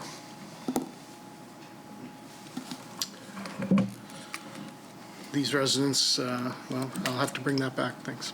Summerside South Drive. What work is your department doing to support the creation of safe consumption sites?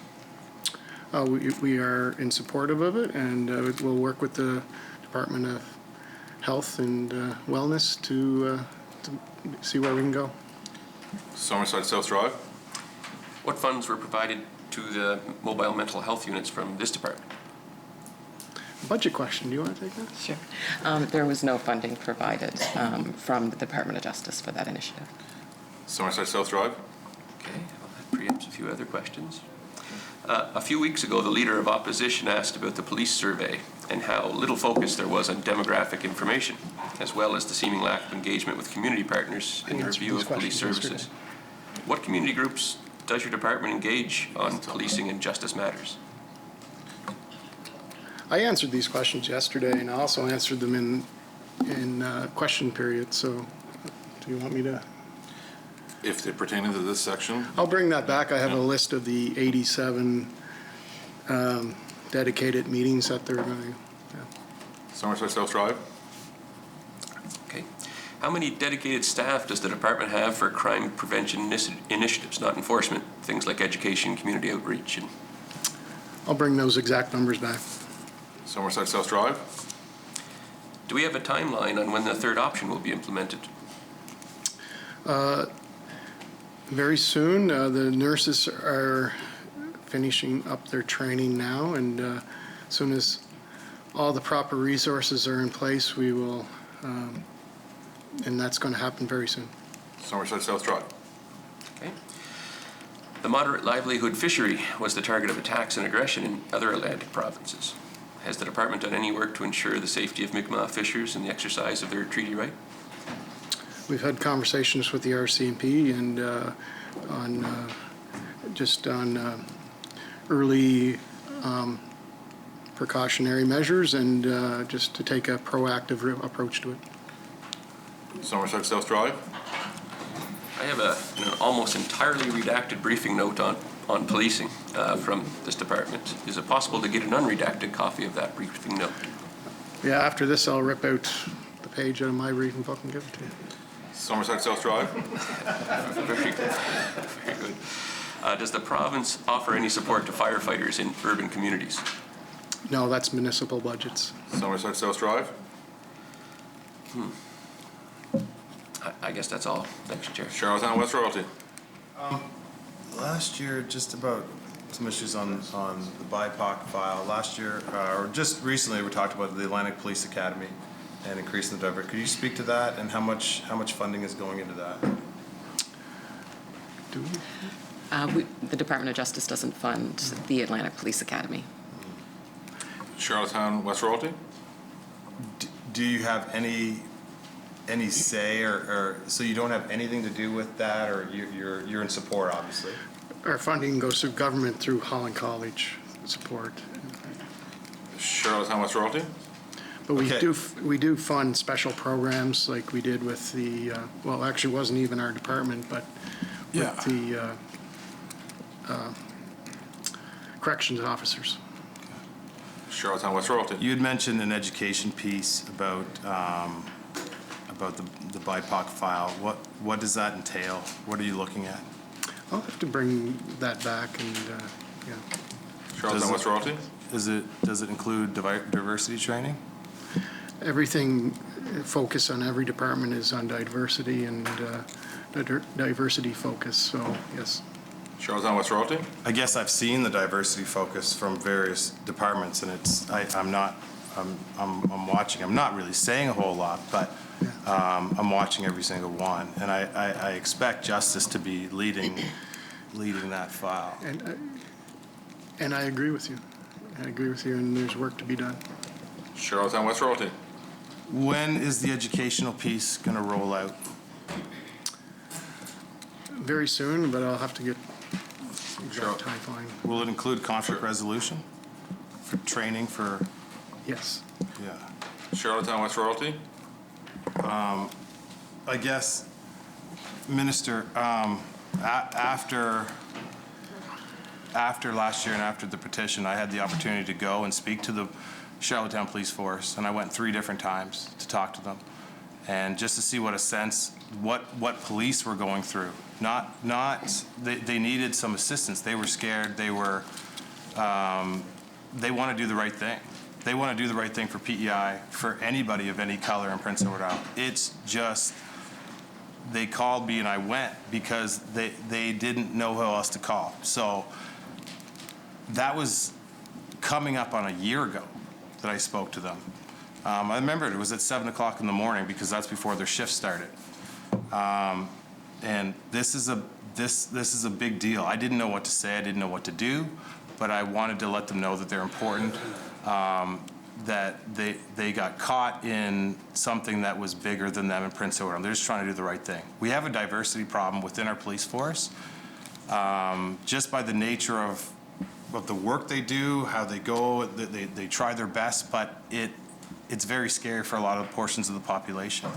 And I guess I'm just a little bit frustrated now to ask simple questions that I think you had enough time, that the department has had enough time to make fruition or come to fruition.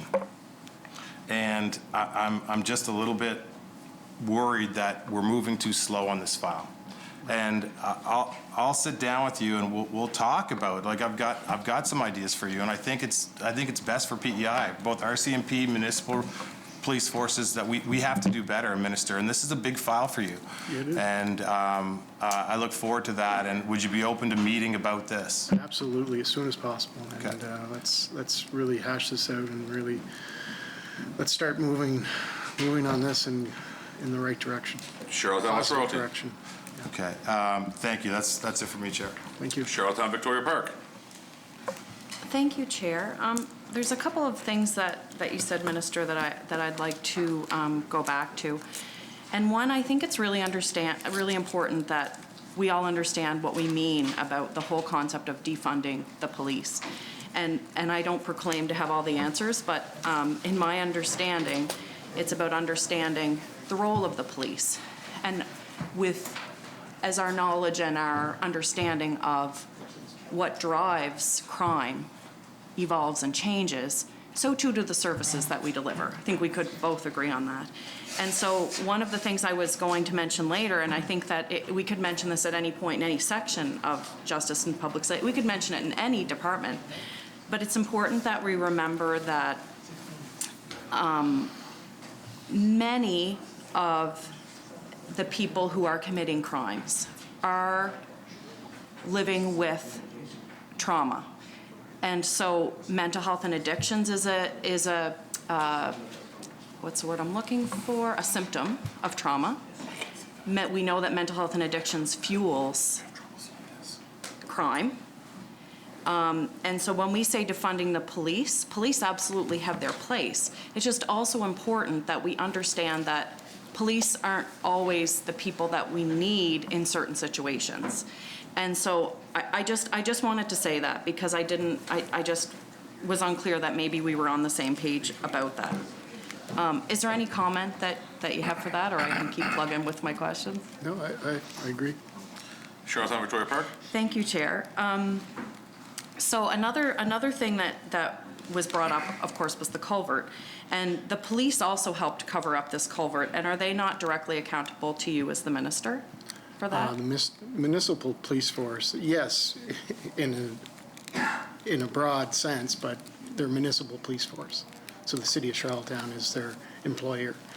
Charlottetown Victoria Park. Do you feel that as Minister of Justice and Public Health and Safety that you have some sort of role in that, in figuring that out?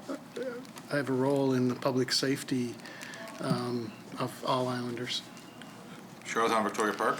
So, speaking to that topic directly, how have you been involved in that? What talks have you had about that in the context of public safety for all islanders? Well, I guess we haven't had too many discussions about that. It's sealed over now, and it was Charlottetown Police that made the decision to do that. And, they were, whether it was right or wrong at the time, I'm not sure, but we have to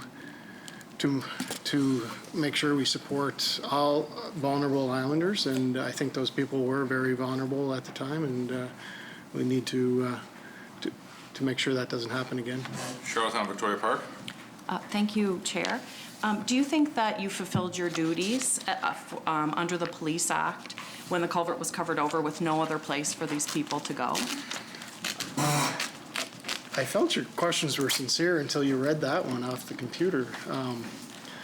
I really care about all islanders and the public safety of all islanders, and we have to. There was a safety issue for those people, and whether it was a public safety issue or a mental health and addictions issue, I think we have to take that and address that as all of government to make sure that those people aren't in that situation again. So whether we support some more shelters, safe injection sites, Mr. Speaker. These are all part of the big picture that we need to focus on for the safety of all vulnerable islanders. And addictions and mental health are a big source of all those issues. That's why I'm pushing for a more community well-being approach to policing, whether it's through therapeutic courts, is I think to keep these people out of being incarcerated for their addiction problem and their mental health problems. So that's the big picture, and we have to really focus on, and we can use the tunnel as an example of directions that we need to care for all islanders. Charlottetown Victoria Park. Thank you, Chair. And I absolutely am being sincere in my questions. And, you know, I agree 100% with all of those things that you mentioned. We do need some more community-based interventions. We do need more support, more housing. But we didn't do those things. And so that's why I asked that question, because we talk a pretty game. We know what's needed, but there's very little in terms of action, which leads me to my next question. A clarification question when the member asked about the mobile mental health units. Just a clarification, did you say you will work with the Department of Health, or that you are working with the Department of Health on the mobile mental health units?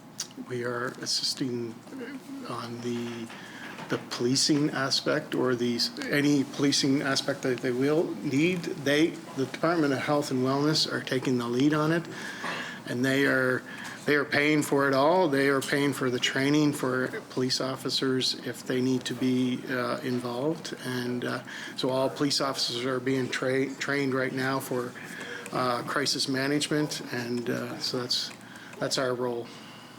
Charlottetown Victoria Park. Thank you, Chair. So police are being trained in crisis management. Are they also, and they may get this training now. Sorry, crisis intervention, I should say.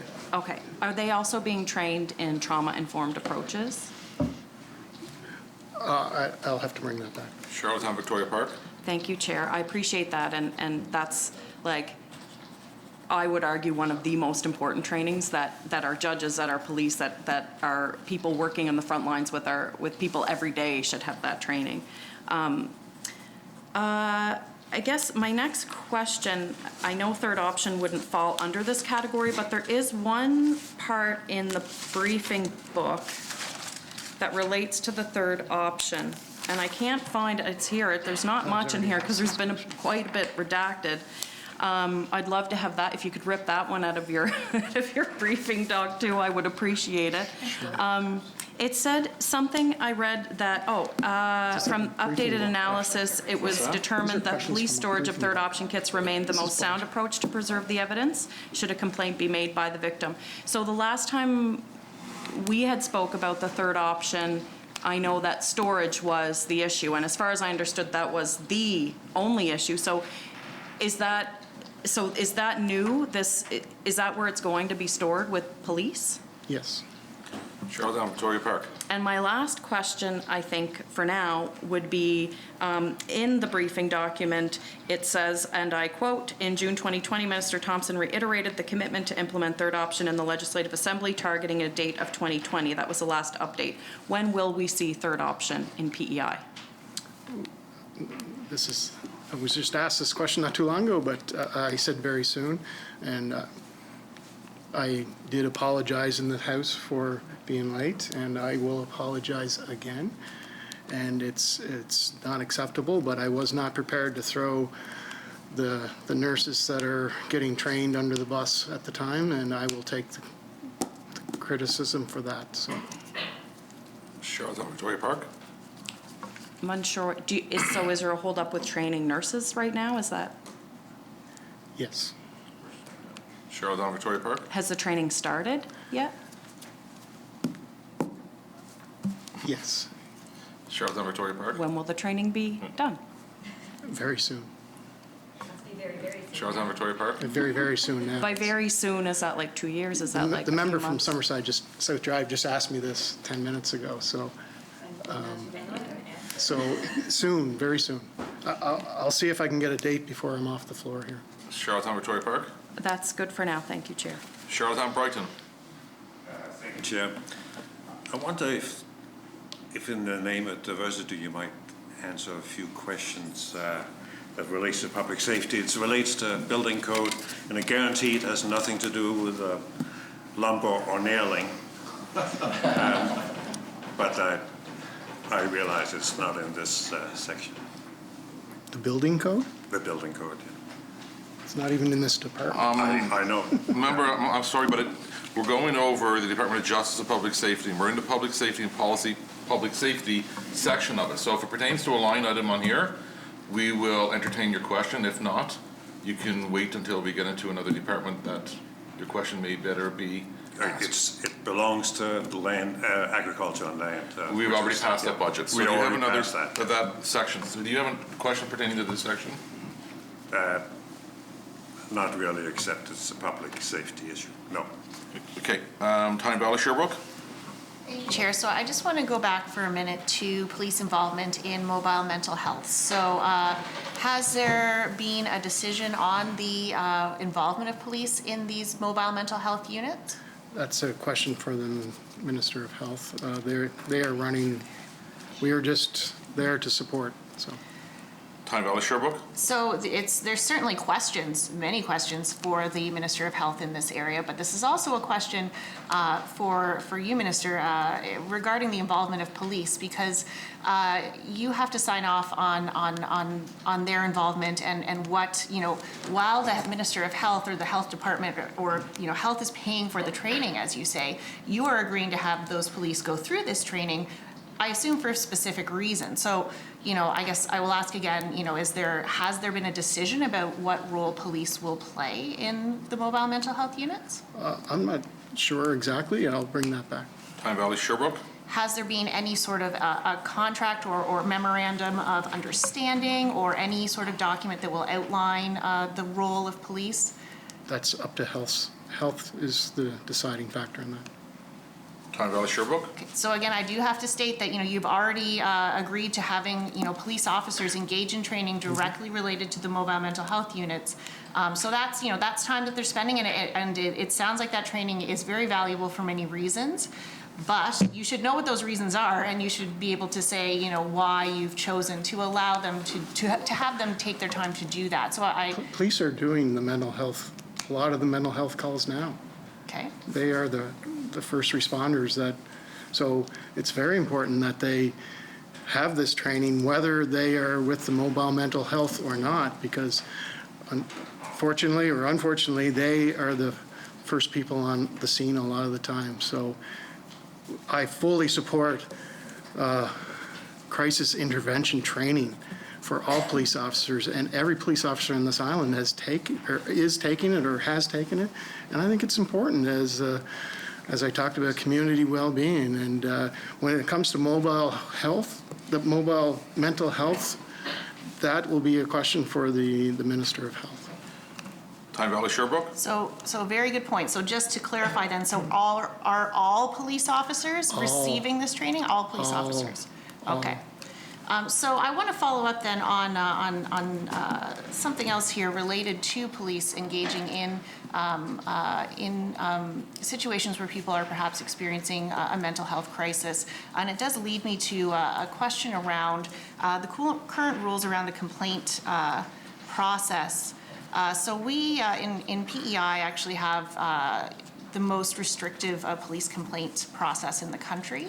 And from what I've heard from individuals who have experienced a mental health crisis, as well as organizations who work with people around issues in mental health, it's 6 months is what the window is currently, a hard 6 months to file a complaint. So if you are in a situation where you are experiencing a mental health crisis, as you say, that police officers may engage in or be in those sorts of situations in many different instances, and you would like to, you feel that there was something unjust or inappropriate that happened and want to file a complaint, that 6 month window can be very difficult for individuals to meet if they are in a place where they are currently needing support and help, and they're not mentally able and healthy enough to be able to file that complaint. And 6 months, sometimes it takes more than 6 months for the person to get the support they need, particularly within our current healthcare system, to be able to do that. So, I guess I will just start there. So if, Minister, what are your thoughts on the restrictive nature of our complaint process here? Well, I hope this will be addressed in our midpoint review. We're in the middle of a police review, so I definitely hope that this will be addressed, that we're not the most stringent province in the country. And I know we're having a conversation Monday about this, so I look forward to that. And yeah. Tyne Valley Sherbrooke. Okay, and it is, I would just say, and I do appreciate that we're going to have a conversation on this most certainly. I would suggest that this is a piece that we do need to act on quickly, because we are very much out of step with every other province in Canada. And it was also part of the recommendations that were provided in the previous police review. So it is something we can move on. Returning just briefly to the training that officers are receiving regarding mobile mental health. Will you be able to table the training curriculum that these officers are being provided? Sure. Tyne Valley Sherbrooke. Okay. Thank you. That's all for now. Charlottetown West Royalty. Thank you, Chair. Since asking that last question about the Atlantic Police Academy, I'm just a little confused about accountability. Who is in the speech from the throne? It talked about, we will also establish a partnership with vocational schools such as the Atlantic Police Academy to fund seats for underrepresented groups of visible minorities. Would that be your portion of the speech from the throne, or are we talking to economic growth and development? Economic growth, yeah. Charlottetown West Royalty. For budget purposes, yeah. Okay. Can I get an intervention from economic growth and development? Charlottetown West Royalty, you have a question? Chair? Well, okay, so what is being done and who is accountable for that program right now? I'll bring that back. Charlottetown West Royalty. This is important stuff. I agree, 100%. So we see this in the speech from the throne. I ask you, it's just natural you read it, and it belongs to justice. But on January 9th, there's an article out on the PEI website on January 8th, 2021, province partners with Atlantic Police Academy on new training program, and there's a quote in there from you, Minister.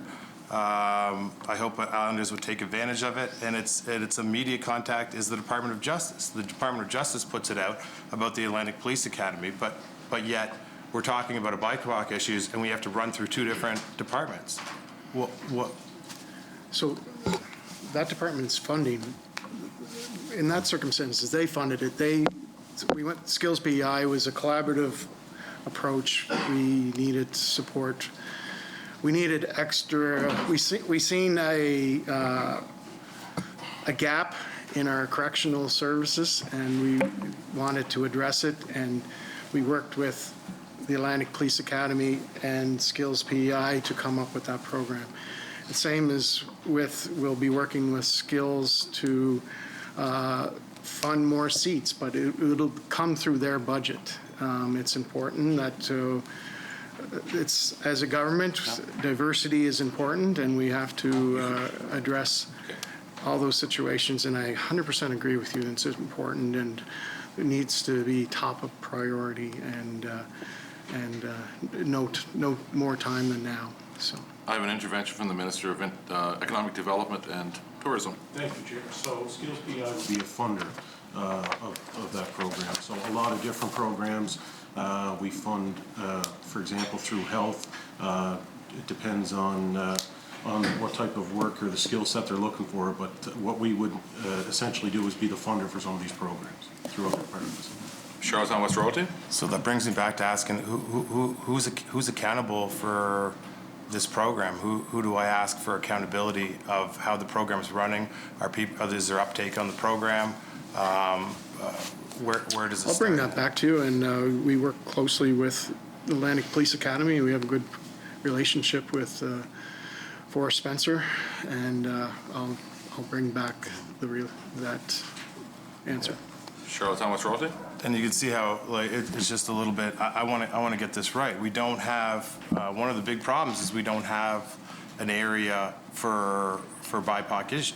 There's no minister responsible for it. So that would be my next question. Who do I ask of these questions? And there's nobody there. So I just want to see that, let's get this straightened out. If funding's coming from one which happens in government, but accountability to these programs are what's really going to make them go. So thank you very much, Mr. Chair. Time Valley Sherbrooke? Thank you, Chair. Can you tell me what the plans are to update the Dog Act this year? The Dog Act, we're working on that right now. It looks like it'll be ready for the fall. We're just finishing up consulting now. Time Valley Sherbrooke? Thank you, Chair. So there's one of the issues that I've seen in my own district would be sort of gaps between the regulatory gap between the Dog Act and municipal bylaws. So, for example, in Sherbrooke, there's a road, Lockshore Road, that at the end of it, there's a space where people often come in and let their dogs, run leash-free, which they should not be doing, but also there's a lot of mess that results, shall we say. But the Sherbrooke doesn't have a bylaw against this. However, of course, the Dog Act does. Again, you have to have a dog leashed. So are there any plans to address this issue in that the Dog Act could say that should a municipality not have a bylaw to address issues around dogs, that it would default to the Dog Act? Yeah. The Dog Act actually falls under agriculture, so, but I will answer that question. I look forward to, there is a gap with small municipalities and non-incorporated areas that we feel that the Dog Act coming shortly will address. Time Valley Sherbrooke? Thank you, Chair, and thank you for answering these questions. I mean, the example I gave of dogs making a mess is fairly, it's not pleasant, but not as dangerous as perhaps some of the other risks that do come with dogs running around loose, and that people can get seriously hurt. So it is a gap that really does need to be addressed very soon. And I wonder if you could just speak quickly about enforcement of the Dog Act, because I know that that's been a challenge in the past as well.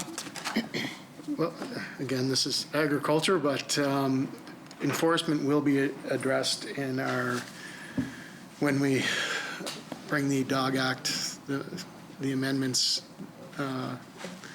in the fall. It's something that there is, it's going to cost us some money, but I think it's an important investment in safety. Time Valley Sherbrooke? Thank you. So do police not enforce the Dog Act, though? That was my understanding. Do police enforce the Dog Act? Yeah. It's up to the municipalities to enforce the Police Act, so, but it's not police. Time Valley Sherbrooke?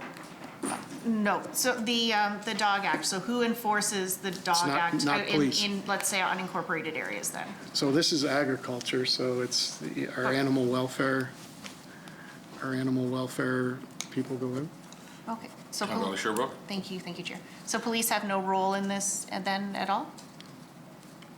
Time Valley Sherbrooke? So if there is a dog that is, let's say it does act aggressively towards someone, the police are not called in those instances? I'll have to bring that back. Time Valley Sherbrooke? All right. That's all for now. Shall the section carry? Carry. Conservation officers, appropriations provided to carry out investigations and enforcement pursuant to environmental and wildlife legislation, including the Environmental Protection Act, Unsightly Properties Act, Pesticide Control Act, Wildlife Conservation Act, Fisheries Act, and Migratory Bird Convention Act, Canada. Administration, $19,800. Equipment, $22,500. Material supplies and services, $24,700. Professional services, $43,300. Salary, $631,400. Travel and training, $86,700. Total conservation officers, $828,400. Shall a section carry? Provincial Coroner Services, appropriations provided for coroner services throughout the province. Administration, 2,000. Material supplies and services, 3,000. Professional services, 634,700. Travel and training, 7,900. Total provincial coroner services, 647,600. Summerside South Drive. Chair. There's a bit of a bump with respect to the professional services budget line. Could you explain what that's for? Professional services. Yes, it's to supplement the funding for autopsy services, medical and transport fees. Summerside South Drive. Thank you. How often are suicide statistics compiled? I'll have to bring that back. Summerside South Drive. Oh, just to add to that, the provincial coroner recommended that we increase our rate of reporting in 2017. So just good to have that information. Look forward to you bringing it back then. That's it, Chair. Thanks. Okay, shall a section carry? Total public safety and policy in 26,501,600. Shall carry. Legal aid. Appropriations provided for criminal and family legal services to eligible persons. Administration, 45,100. Equipment, 1,500. Material supplies and services, 8,400. Professional services, 308,500. Salaries, 1,870,800. Travel and training, 11,800. Total legal aid, 2,246,100. Summerside South Drive. I'm glad to see a small increase in the legal aid budget. It's one of our budget asks that we had submitted. What additional services will be provided with that additional funding? Two new staff. Two new legal aid lawyers. Summerside South Drive. Our per capita spending on legal aid is among the lowest in the country. Do you have a plan to increase the spending to get us up closer to the national average? So we constantly monitored this, and we continue to press the federal government on more supports in this in legal aid, and we continue to press them for that, and we'll continue to add if we need.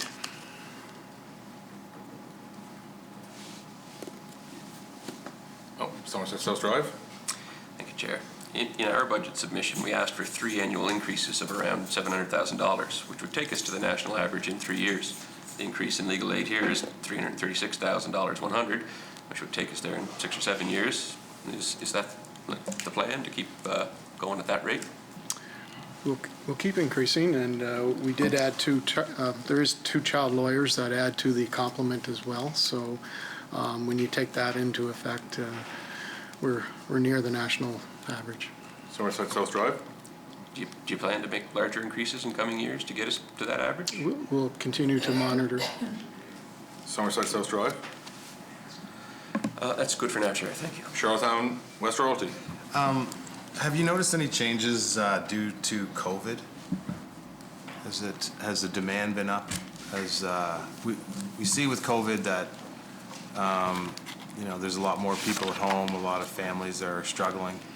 I'm worried about the families that can't afford law services. Have you seen any increased demand, or has it? We're not seeing, in our conversation with the legal aid, they're not overwhelmed. So that's, I guess, a good sign that we're not seeing too many change. Charlottetown West Royalty. But there's no comparisons to being in a pandemic right now. So you're just not seeing the phones not ringing. Well, there's always a steady demand. There's no question there, and we have to, and we'll be. I think they'll be happy to have these 2 new lawyers start as soon as they get hired. So. Yeah. Charlottetown West Royalty. No, and it's just that's just what I'm hearing is people are being a little bit more closed-minded with things and kind of struggling on their own a little bit. Oh, absolutely. I'm just kind of worried about that. So that's all the questions were. So I'm concerned. Thank you, Chair. Thanks. Charlottetown Victoria Park. Thank you, Chair.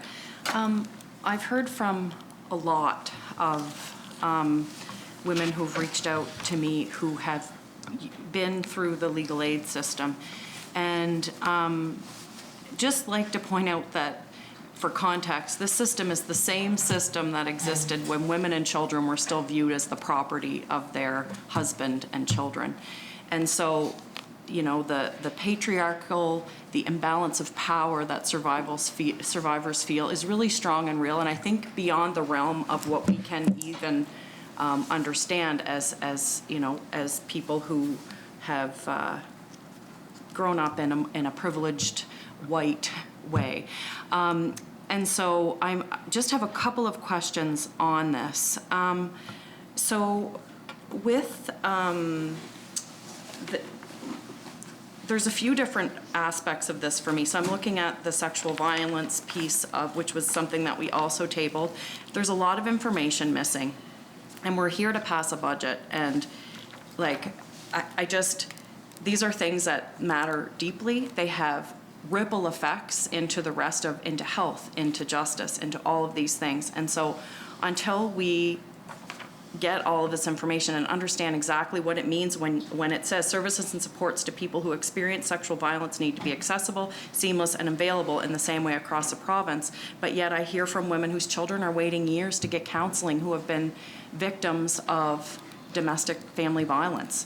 And so we don't have a clue really what's going on, and we don't seem to be able to understand to the point where we can make changes that are actually going to support survivors.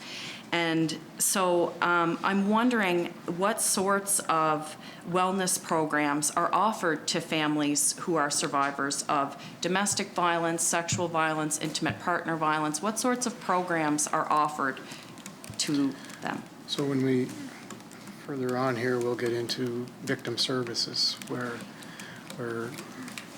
maybe this is the conversation we can have, and it's all about, victim services is all about supporting the victim and trauma, you know, help and supports, and especially with the RISE program and those programs that they offer, and it's a very important service that we are happy to fund and try to increase every time. Charlottetown Victoria Park. Thank you, Chair. When we consulted with gender-based, with different community organizations who do work in gender-based violence, one of the issues that were highlighted was the need to include the division of assets in the mandate of legal aid. There's many women who try to leave abusive relationships and situations, and they're left with little to no resources. They lose their house, their car, etc. And if they're in their partner's name, which they often are, it's even worse. And legal aid cannot currently provide for the division of assets.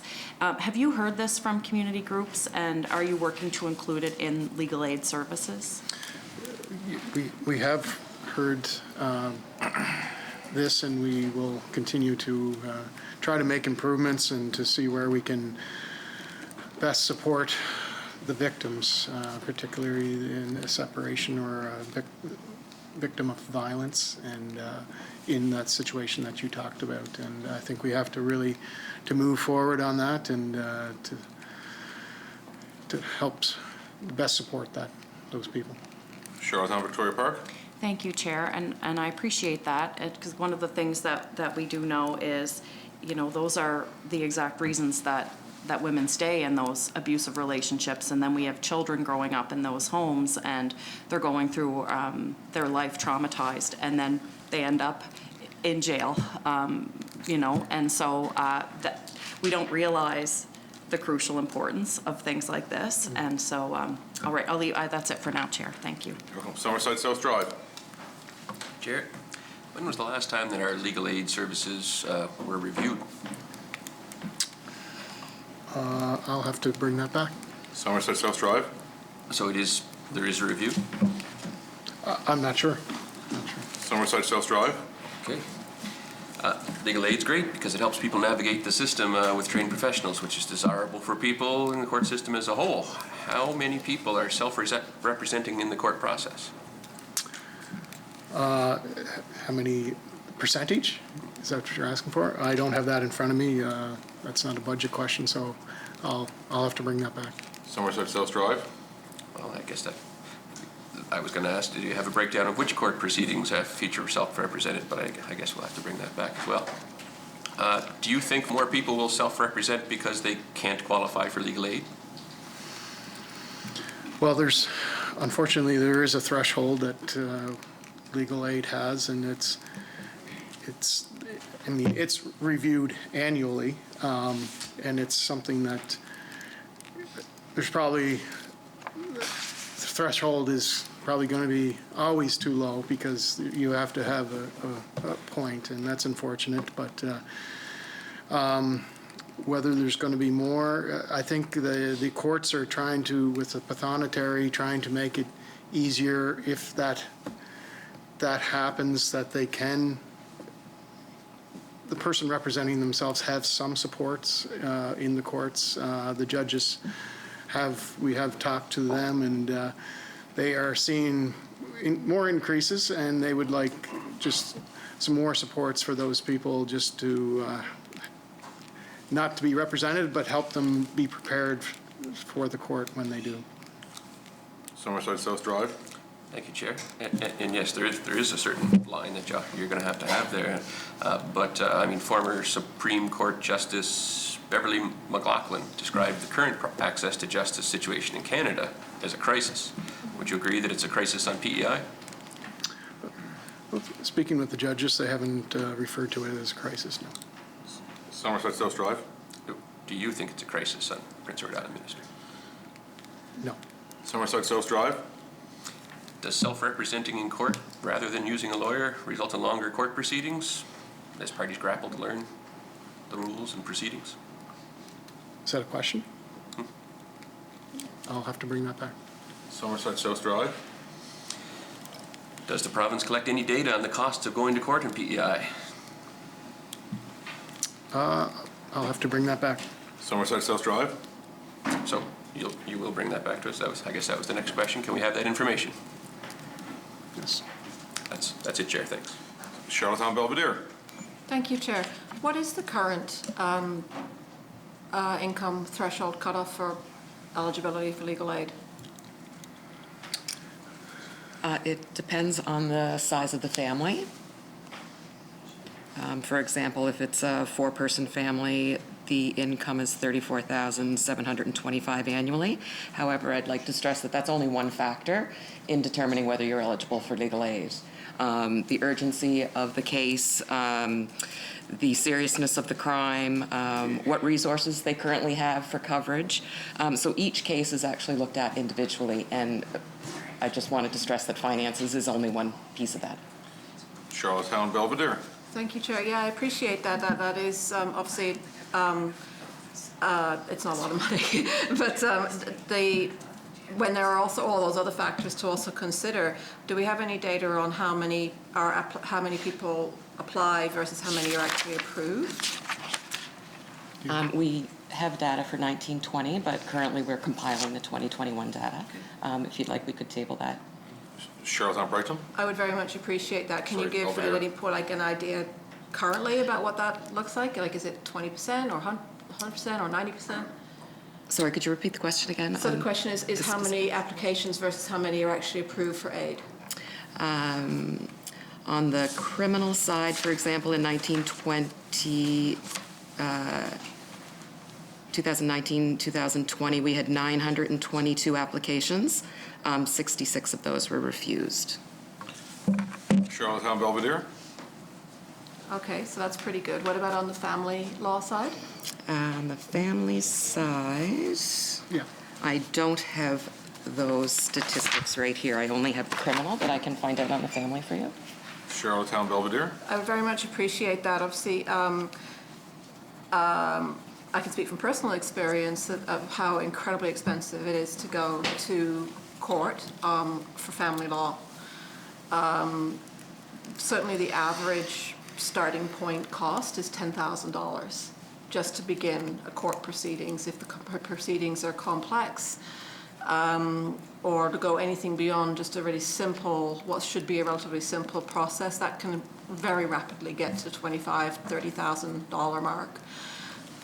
That is beyond the reach of just about anybody regardless of their income. Most people do not have the capacity to make that, to pay that kind of money. And so what that means is that people don't go to court because they can't afford to go to court. And when they don't go to court, they remain in situations which are not healthy. And as my colleagues have mentioned, it's the long-term effects and the impact of that not being able to have access to that kind of justice. It has huge impacts socially. You're talking about the families being involved, the children, the impact on the children, on society, on the people's ability to work, on so many different aspects of health. And so while I recognize that there are costs involved, we do have some really solid data about why investing and providing that kind of preventative approach matters. And to be clear, there are also some other really good programs like mediation services. But the honest truth is that a lot of conflict that is family-based is not something that can be addressed through mediation. There are power imbalances there, which we've talked about previously in here regarding, that were just recently reflected in changes to the Maintenance Enforcement Act, for instance, Minister. And the reason that those were changed was because it was made very clear that the law was not supporting effective decision-making. And this is quite challenging to speak out in the House because this is, as I said, something that I have and continue to experience personally. But I also know I'm speaking for so many other families who are experiencing the same thing. It is heartbreaking to know that you could do the right thing and you are literally not able to do it because there's no money. And it tears the families apart and it breaks people's hearts. And Minister, if there's anywhere that you could choose to think about expanding not only the accessibility, but the amount of money that you provide and the services that you provide, it would be to support families in family law. Yeah, no, and I appreciate that, member, and obviously you're speaking from the heart there, and I do want to say, yes, I support finding new programs, but I just want to mention the new program that I announced a few weeks ago, the New Ways, which helps vulnerable families avoid court. And that's just a start, though, and I think we got to keep continuing that approach, the upstream approach, and to build fundamental skills for dealing with conflict situations is important, and I take your message under with great respect, and I will see how we can address this going forward. Charlottetown Belvedere. Thank you, Minister. I think it's important that when we're in the House that we are able to share our own experiences, because for all intents and purposes, I am not a vulnerable population. I am not somebody that needs education on how to manage conflict. I am not somebody who is disadvantaged. I have an education, I have privilege, I have opportunity, I have a great job, I have a salary, and I still am not able to navigate this system. I have been trying to navigate this system for 13 years, Minister. Okay. 13 years without a resolution. I have gone bankrupt navigating this system. If I struggle this hard with it, how on earth is anybody supposed to be able to make their way through this system? You know, I have every advantage, and I am not able to do this, and it's certainly not for a lack of trying. So, Minister, that's the message, is we have to use our space in this place to speak for everybody. And in this case, I am able to speak personally and represent not just me, but the assumption that somebody has to be poor or disadvantaged is actually also not a great place to start when we talk about this conversation. This is actually something that is across the board, and it is one that that means that filter has to change. Okay. And that's my message to you, is this is a fundamental problem that we have in how we design programs, of starting from an assumption of what that need actually may be. So I thank you for the opportunity to speak about it, and hopefully that's something that we can think about seriously again, because it shouldn't take me having to sort of dump all of my dirty laundry on the table in here to have anybody pay attention. Appreciate that, and yeah, access to justice is important for everyone. Shall the section carry? Total legal aid, $2,246,100. Shall it carry? Crown Attorneys. Appropriations provided for the Crown Attorney's Office to represent the Attorney General in all aspects of professional function. Administration, $32,000. Equipment, $700. Material supplies and services, $25,800. Professional services, $41,000. Salaries, $1,457,800. Travel and training, $12,600. Total Crown Attorneys, $1,569,900. Shall the section carry? Total Crown Attorneys, $1,569,900. Shall it carry? Community and Correctional Services, Division Management. Appropriations provided for the division's administrative functions. Administration, $25,500. Equipment, $7,500. Material supplies and services, $5,800. Professional services, $10,000. Salaries, $986,900. Travel and training, $53,400. Total division management, $1,089,100. Charlottetown West Royalty. Just a couple quick questions. Is there, I've heard that there's a couple issues with like staffing, overall staffing. Are you finding this a challenge, Mr.?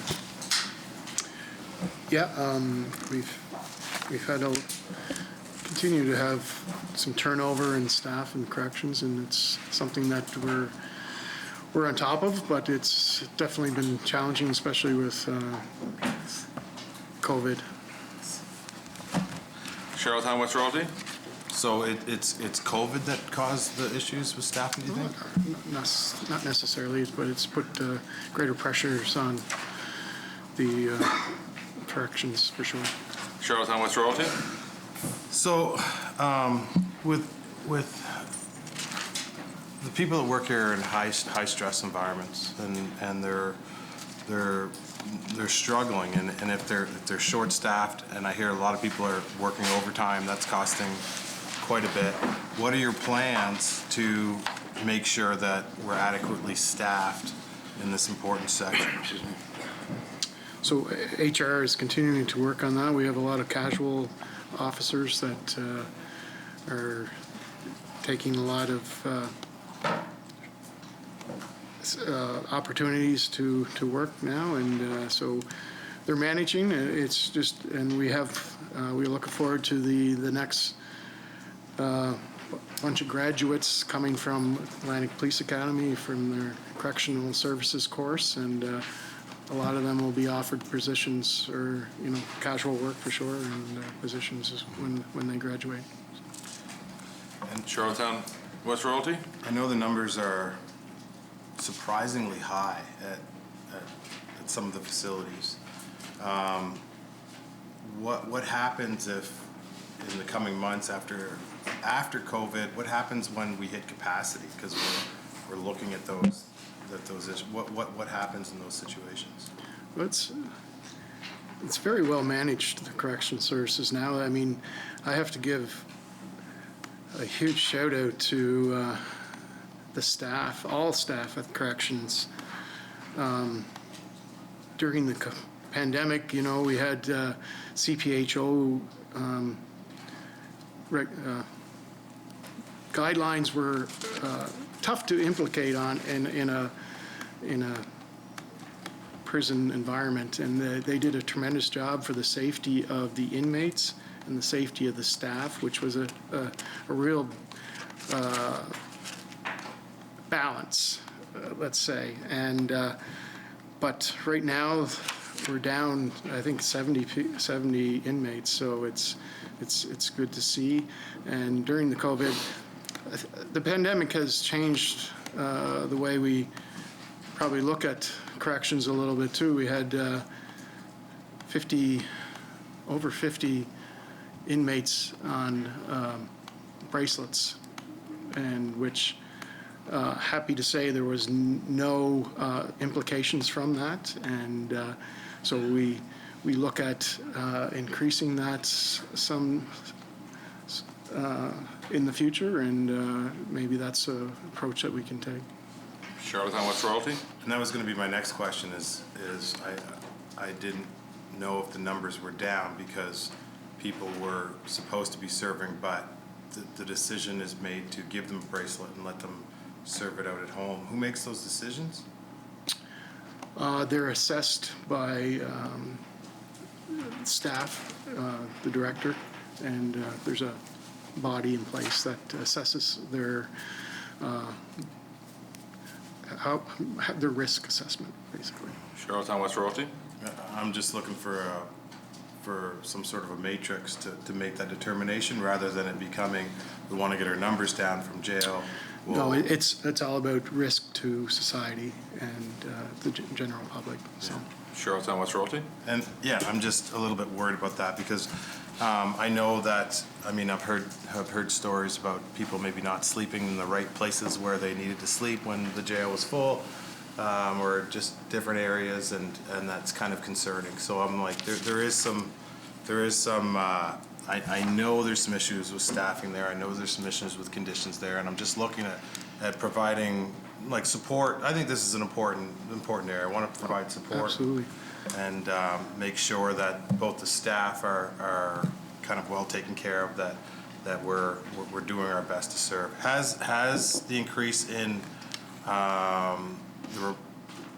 the drinking and driving affected the numbers in the jail? We see sometimes up to 14 people on the court dockets, and there's automatic sentences for this. Have you noticed anything from COVID specifically related to drinking and driving that have affected the numbers? I don't have the exact stats on drinking and driving, but drinking and driving is a concern. It's a huge concern, and it not just for the corrections, concern for society. And I want to address that, but it definitely impacts corrections with penalties, and I know the courts are struggling had struggled to sentence some of the people because of the health restrictions, and but you know, we really have to address that as a societal issue, and you know, if you have any suggestions for that, I'd more than welcome the conversation. Charlottetown West Royalty? Yeah, and I would, and maybe when we're going to meet that we could, because it's very important to this side of the house for sure. The last little few questions is, upon release from correctional facilities, at various times I've heard that the supports weren't there for people being released. Very concerning, and there could be incidents, or there might have been incidents. And what are some of the assurances that this is not the case and the Department of Justice is looking at the release? So every inmate that comes into the facility, when I have this conversation with the director, there's a release plan. The day they come in, they start working on how we can get this person back into society. And so each inmate has a plan when they're going to be released. But the person that is being released has to accept the help as well. So it's a give and take. But I'm told every inmate that leaves has a release plan in place for the best well-being. Charlottetown West Royalty? And it's all right for them to have a release plan, but where the problems are becoming is, again, a lack of which department, who's taking control, and who's monitoring this, so that there's not 6 different organizations running in circles, and that release plan gets lost in the community. I want to know who is taking control and responsible for that person being released. So probation takes control. but, you know, there's the John Howard Society and the Open Doors. They also are there for help. And there's income support as well. So we have to work together on this for management of each case. Charlottetown West Royalty? It remains concerning. If anything else, it remains concerning that that inmate gets released, they're scorned, there's something wrong in their past world, and they're going right to somebody in the community that could be affected by that person being released. Those are the type of things that I remain incredibly concerned about, and I don't know. And this is coming from information that I've got through communicating with people in the community. So I just know that this is a major gap, Minister. I know you don't have the answers today, but I hope the department and yourself are listening and make sure that this is a real concern, and we need to tighten this up for Islanders on the other side of this. Absolutely, absolutely. Summerside South Drive? Sure. The materials, supplies, and services line is over budget by $400K. Wondering what that's for? In this particular section, we have federal claims that we put in, and it was for the external audit of those. Summerside South Drive? A few weeks ago, we asked about demographic information within our correctional centers, gender, age, race, etc. Do you have that information to share with us? I don't, but I'll bring that back. Summerside South Drive? The province offers mental health programs to Islanders in correctional facilities. However, during the pandemic, the province put group programming on hold. How long were these services placed on hold? Everything was online. There were still, the services were still provided, but online. Summerside South Drive? When will the services resume normal operation? As soon as the health restrictions are lifted. Summerside South Drive? As you know, racialized offenders are disproportionately represented in Canadian criminal justice system. How is your department ensuring that program is culturally sensitive and relevant? I'll have to bring that back, but they take diversity and sensitivity and racial aspect to every program that they offer. Summerside South Drive? What percentage of the client population requires or uses the mental health groups or program, sorry? That would be in the clinical services section. We're still on division management. Do you want to say that? Oh, sorry. That'll be in an upcoming section. This is divisional management for all of community and correctional services. Summerside South Drive? So therapeutic court, would that be in this section here? Therapeutic court is still being looked at. It would be back in the justice policy where it would be developed, and then however that ends up developing, it would fall within one of the other programs within justice.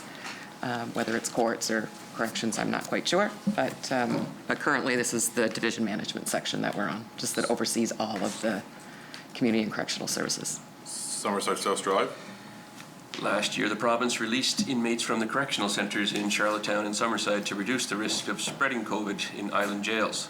The media reported that no released inmate reoffended or breached the conditions of their release. Do you have an update on the number of inmates who have been released under that initiative? I don't have the exact number, but they were released on supervised. They just weren't released as... yes, I realize that. Yeah, they were bracelet supervised, yeah. Summerside South Drive? Thank you, Chair. Is this initiative continuing? Do you plan to make it permanent? Yes. Summerside South Drive? What's the estimated cost savings to the province by allowing inmates to serve their sentences in the community rather than in jail? We don't have that exact data, but I can bring that back once we have it. Summerside South Drive? How has the capacity to house people in jails been affected by COVID? Is it 50% capacity? Roughly 50, a little over 50%. Yeah. Summerside South Drive? According to a department briefing note, a new offender management system for community and correctional services was expected to be in place in early 2021. Has this been implemented yet? Do we have that? It is, yes. It is, yes. Yes? Yep, in the next section. Somerset I believe South there's- Drive? What would this new management system achieve? Did you say in the next section? I'm sorry. Yes. Somerset South Drive? Yes, sorry, under the next section, community, yeah, correctional services. I can hold on to that question till then. Last year, 4 correctional officers were placed on administrative leave pending the results of an internal and policy investigation into the use of excessive force. Have those investigations concluded, and what were the outcomes? Yes, they have, and they were in court, so it's public. Somerset South Drive? Okay, so go look it up. All right. They were terminated, so. Sorry? They were released. Terminated, okay. Is there any ongoing training for correctional staff regarding appropriate use of force? There's always ongoing training. Somerset South Drive? I'm done, Chair, thanks. Cornwall Meadowbank? And just curious, how many at any one time, as far as staff, would be out on, because it's a high stress, high anxiety workforce, out on mental health issues? I don't have those We answers. can get those stats for you. Cornwall Meadowbank? And when's the last time a external study was done on correction services on PEI? An external review? We can find that out, I'm not sure, I don't have that in my notes. Cornwall Meadowbank? Just, you hear all kinds of things, and of course, the pandemic has obviously put a lens on, especially correctional services. And I'm just wondering if, Minister, if it would be appropriate at some point for you to present a correctional services with a third-party evaluation of the service that's provided in Prince Edward Island as far as correctional services. Okay. Cornwall, sorry. It's definitely worth consideration, and I will look at that and maybe present to a standing committee or something like that. Yeah. Thank you. That's fine, Chair. Shall the section carry? Carry. Adult Correctional Centers, appropriations provided for operations of the Provincial Correctional Center and the Prince County Correctional Center. Administration, $50,400. Equipment, $60,200. Material supplies and services, $978,000. Professional services, $150,400. Salaries, $8,567,200. Travel and training, $65,500. Total adult correctional centers, $9,871,700. Charlotte Victoria Park. We're still under adult correctional centers, right? Yep. Yeah, thank you. So with the new Women's Correctional Center planned, I'm wondering if you can give us an idea of what you foresee the increase in expenditures may be in this section in the future. Could you repeat that question again? So with the new Women's Correctional Center planned, how much do you foresee expense increasing in this section in the future?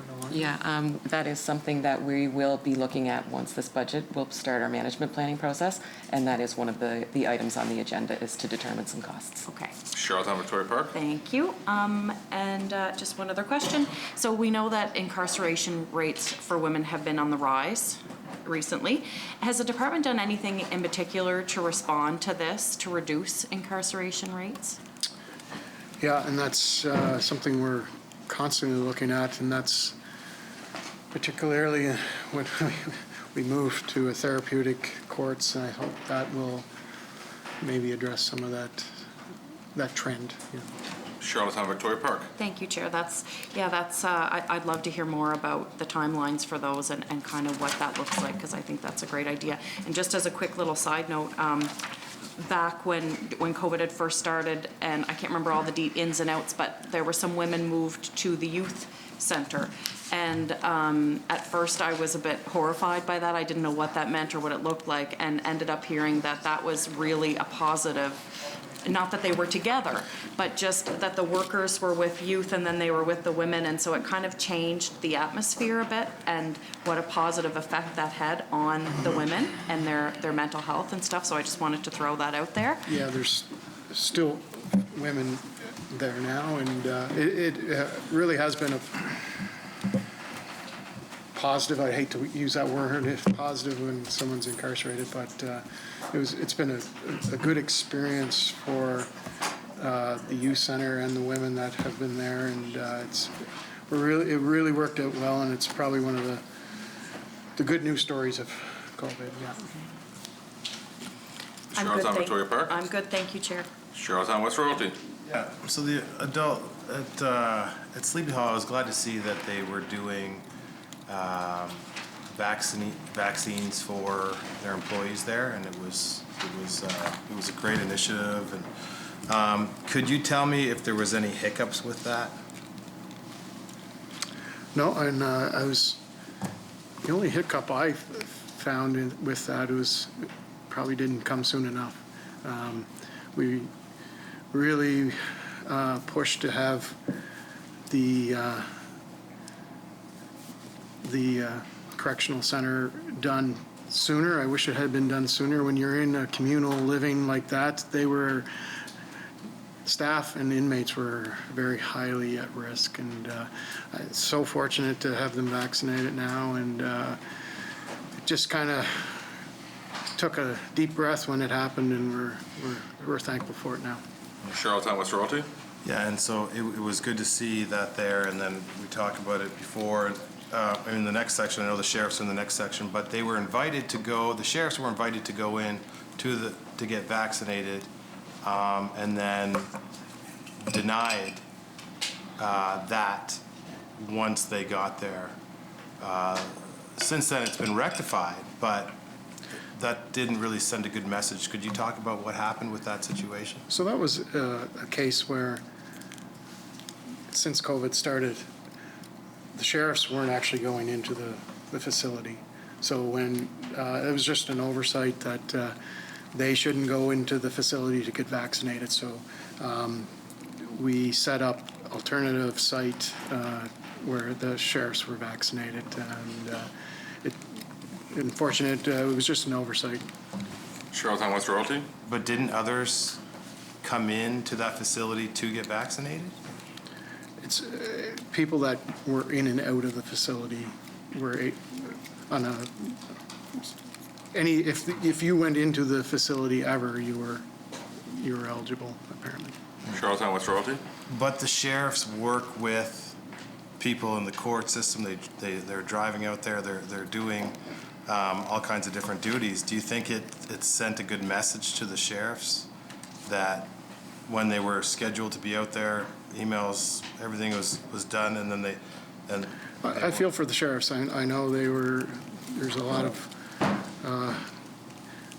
anticipation when you're getting vaccinated, and it was unfortunate, but I'm happy that the sheriffs are all vaccinated, and I hope they feel safe now, and as part of our basically justice system. Yeah. Charlottetown West Royalty. And I feel the same way. It was a good program. There was a couple hiccups in it, obviously, but it's good that everybody got vaccinated. I was just worried. I just wanted to ask you about this one particular thing. So thank you. Thanks, Chair. Summerside South Drive. Thank you, Chair. So would this be the appropriate section to ask my previous questions? We're here now? Okay. So what percentage of the client population requires or uses mental health programs? We don't have those statistics, but we can bring them back. Summerside South Drive. You mentioned earlier in the sitting that you're working towards the therapeutic court. Could you tell us more about the progress towards that and what the next steps are?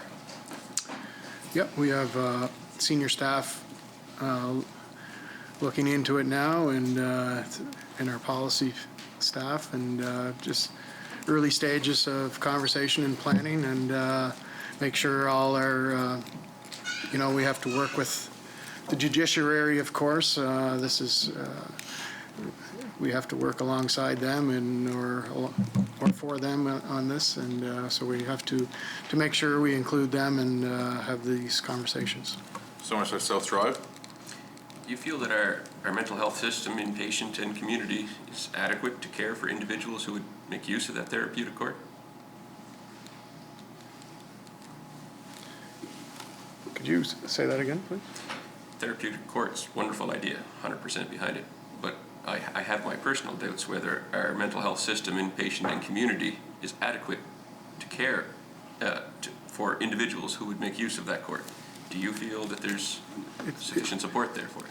It's definitely going to be a challenge, and but I believe we have to it's worth it to try and to make sure we work with health and to get the proper resources that it will be successful. Somerset South Drive. Is our legislation supportive of a therapeutic court? Well, if it's not, it'll have to be. Somerset South Drive. What is the expectation of cost for this approach? I didn't see anything in the budget, so I'm just wondering if... Well, we're at early stages of that. So. Somerset South Drive. So we don't have an expected cost as yet? No, but I hope to have some cost sharing with the federal government on this. Somerset South Drive. And according to the, I'll just ask the whole question again. According to a department briefing note, a new offender management system for community and correctional services was expected to be in place early 2021. Has this been implemented yet? Yes, it has. Somerset South Drive. What would this new management system achieve?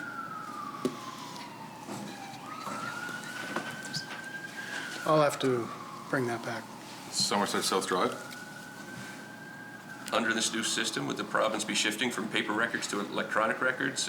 And is there any estimate regarding how long this would take? It's electronic records, and it's going to greatly improve the efficiency of corrections and with the courts. Somerset South Drive. I guess, is there any, the question is how long might the transition take? I'll have to bring that back. Somerset South Drive. That's it. Thank you. Shall the section carry? Probation services. Appropriations provided for probation services throughout the province. Administration, $21,300. Equipment, $2,500. Professional services, Material supplies and services, $6,600. Salaries, $1,441,300. Travel and training, $30,100. Total probation services, $1,501,800. Shall the section carry? Youth Justice Services. Appropriations provided for early intervention and supports to young people in conflict with law by providing services such as youth probation, community youth worker, student well-being, and youth intervention outreach programs. Administration, $38,800. Equipment, $34,000. Material supplies and services, $61,000. Salaries, $2,544,700. Travel and training, $159,100. Total youth justice services, $2,837,600. Somerset South Drive. Thank you, Chair. The forecast for the salaries is down. Are there positions you're having trouble filling? Can you take that? What we're finding with the student well-being program, we've got a domino effect on filling positions because we're unionized, we post internally first. So what'll happen is if we've got someone in Montague and something, if they're living in Charlottetown, what they'll say is, I'll apply for the position in Charlottetown, which leaves Montague. Then someone from Montague is vacating another one, and it's just that domino effect. So you'll also see in our budget we've got a provision to recognize that will happen, and until you get to the last one, then we open to the public and we're able to. But it's always a timing issue, just because we have to go through PSC, get it posted. It's going to be open for so long, so there's always that extra little bit of time to post. Somerset South Drive. So does that create problems with filling the positions in a timely manner? I guess you just kind of keep rolling through them. So you're in a position and then 2 weeks later you start in another position, and then so there's that 2 week to 3 week delay. So it's not really that the positions aren't filled, it's that people are moving through it and you get those little couple of weeks worth of savings because that position's vacant for a few weeks. Okay. Somerset South Drive. Thank you, Chair. So would that have any impact on services? I would have to ask the student well-being team on that. Somerset South Drive. Can you give an overview of what youth justice services encompasses?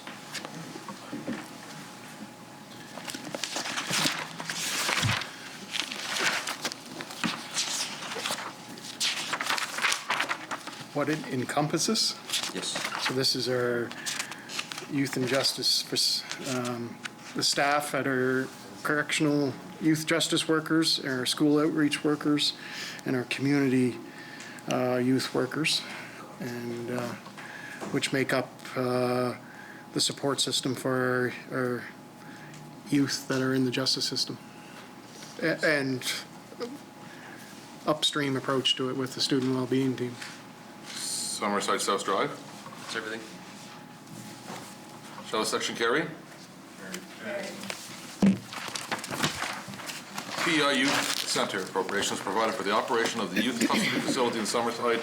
Administration $20,500, equipment $11,500, material supplies and services $171,100, professional services $3,000, salaries $2,601,700, travel and training $28,000, total PEI Youth Center $2,835,800.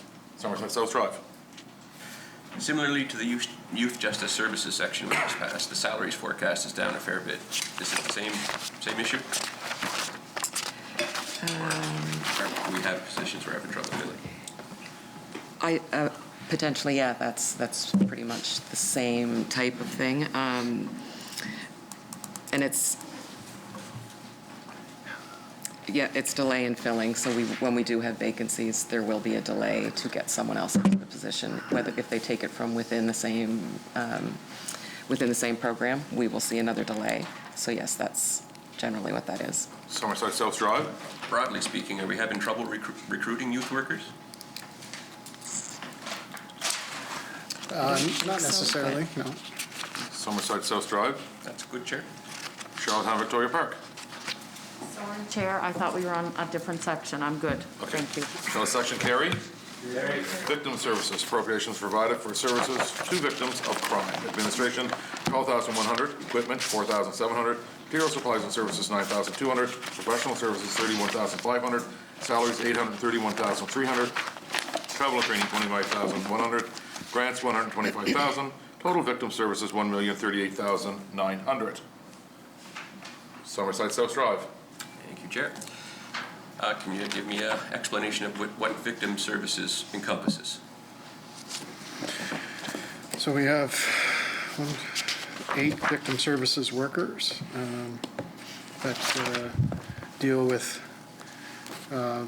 one-on-one with victims, and then we have a manager. So they deal with before and after for victims. Summerside South Drive. Is there revenue raised through victim service surcharges? Revenues or? Sorry, could you repeat that? Is the revenue raised through victim surcharges? Yes, there is.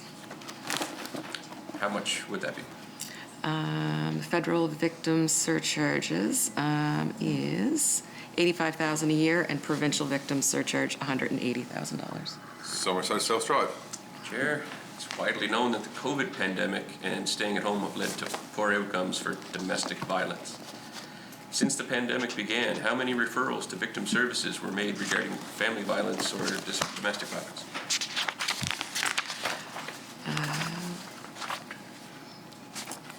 As yet, we don't have statistics for 2021, but we could bring those back. Summerside South Drive. So have you noticed an increase in referrals compared to regular times? More severe incidents? Has there been a general?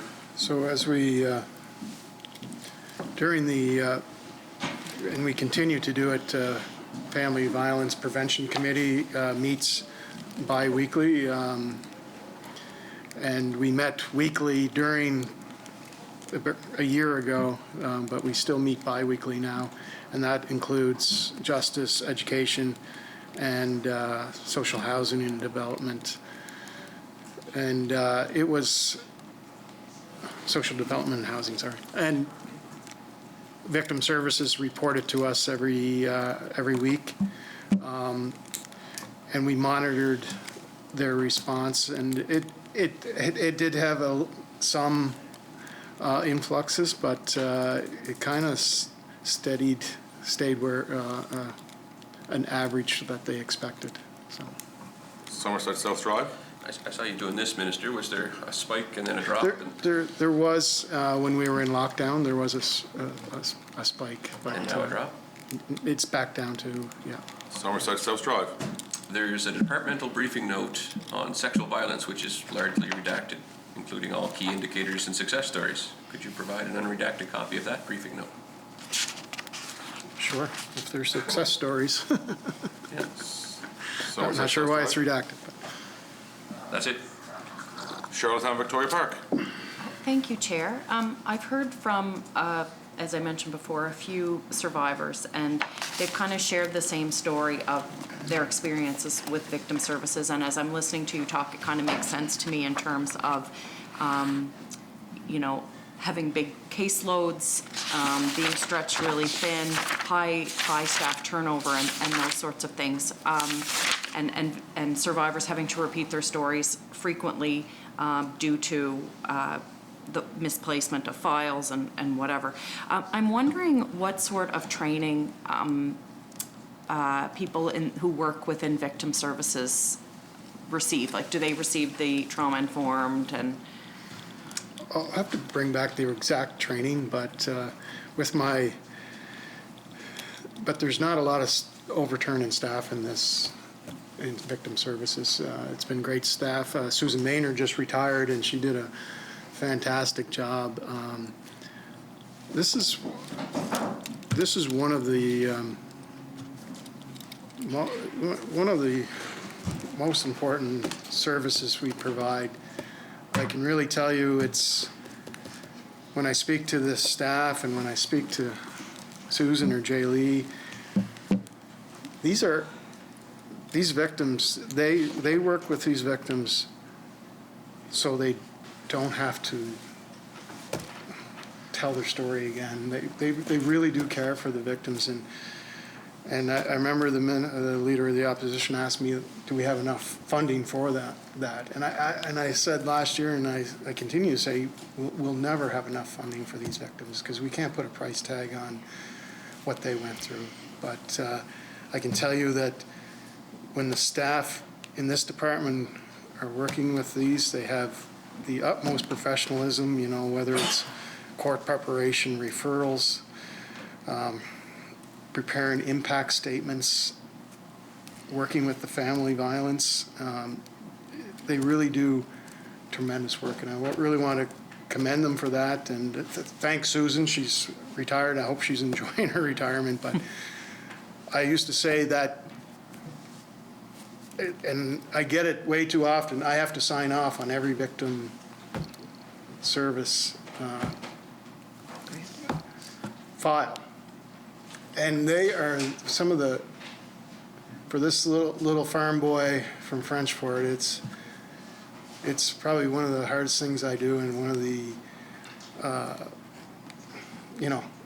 most disturbing things you can read, and you don't believe they can happen on this island, but they do happen. And I just want to thank these people, this staff for doing that.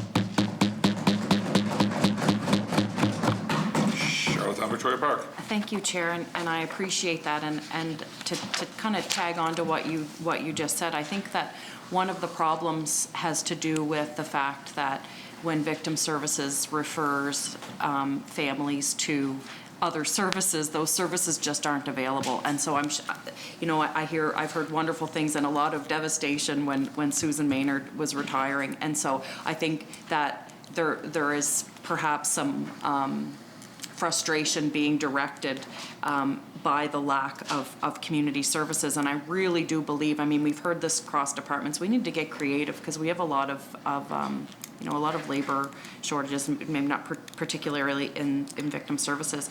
I'm wondering, so I had asked before, what sorts of wellness programs do you have to offer survivors? I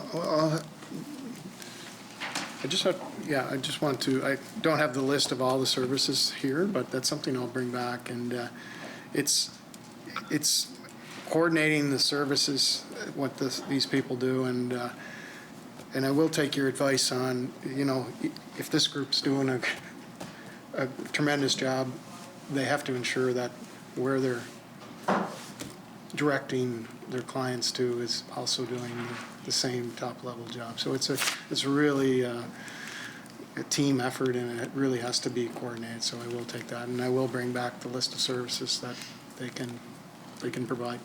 Charlottetown, Victoria. Thank you, Chair. I appreciate that, Minister. And my last question, I'm not sure if it falls under here, but it's just a quick one, and you can tell me if it's in the wrong place. But I'm wondering, so alternative measures. So instead of, it's you know, the person who's committed a crime can make amends to the community without having to go to court. And I've heard from survivors that this can be quite traumatizing to them because you know, there's no, it's like you commit the crime and you wash your hands of it and you're done, and there's no justice for survivors. Is there any plans on reviewing the alternative measures? There is, and with reviewing that, it's something we always have to look at, and we really want to focus on more of a restorative approach.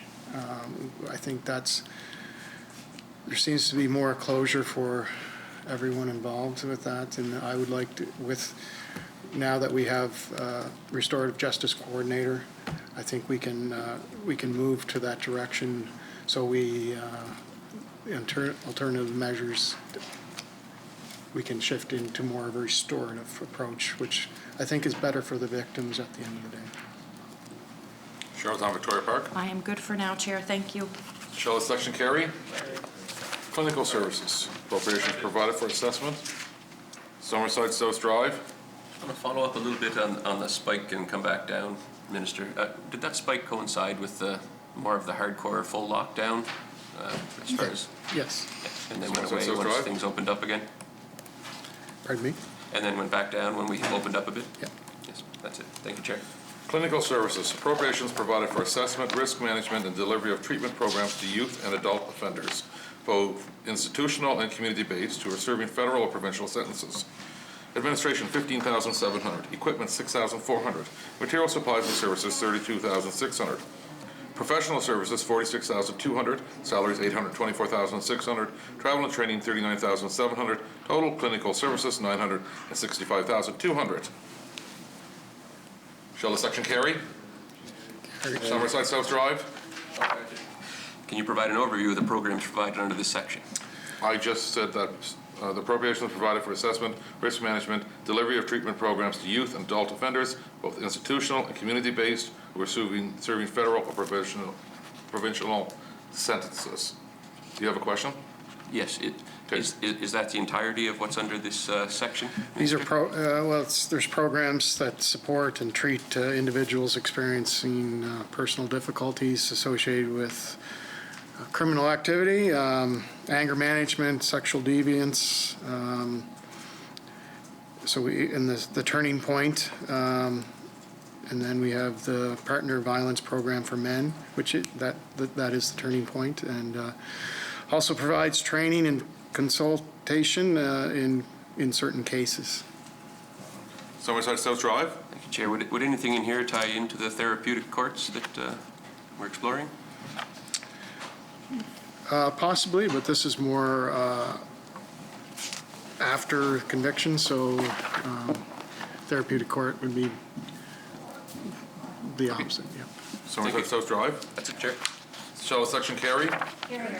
Total community and correctional services, $20,140,100. Shall it carry?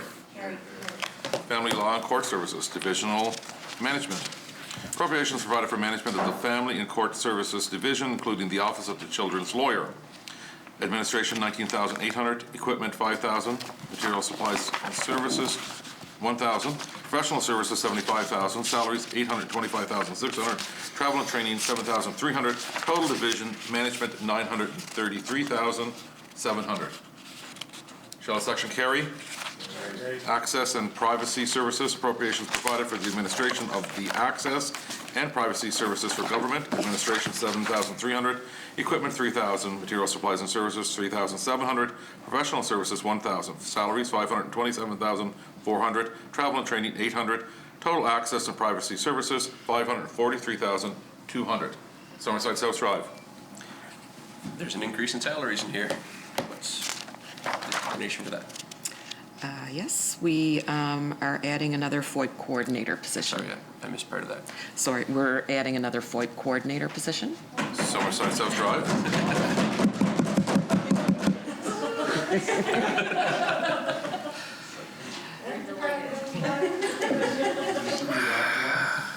Summerside South Drive. Thank you, Chair. So that might relate to this question right here. There's been lengthy delays in processing requests for information. Was it a lack of staffing, and will this budget rectify those barriers to access? Yeah, I hope so, yeah. Summerside South Drive. Do you have data on the time it takes to fulfill requests for information by the department? I'll have them bring it back. Redact it. Okay. Summerside South Drive. Are there particular departments that take more time than others to fulfill requests? I assume, I'm not sure. Summerside South Drive. Could we have that information too? Absolutely. Summerside South Drive. What education is done to advise the department staff on the FOIP Act? Every public body knows exactly what they're supposed to do, and they are well informed. Summerside South Drive. How are they well informed? Is there a process, a program, someone responsible? Yeah, well, I'll bring that back. Summerside South Drive. Okay. Is there a reason why we still have fees for access requests? Well, these are nominal fees for people to consider requests, and Summerside South Drive. I'm sorry, what was that answer, Minister? they're a nominal fee, yes.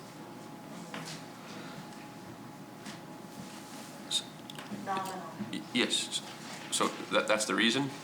My question is there a reason why we still have them? And the reason is they're nominal? It's just to have, just to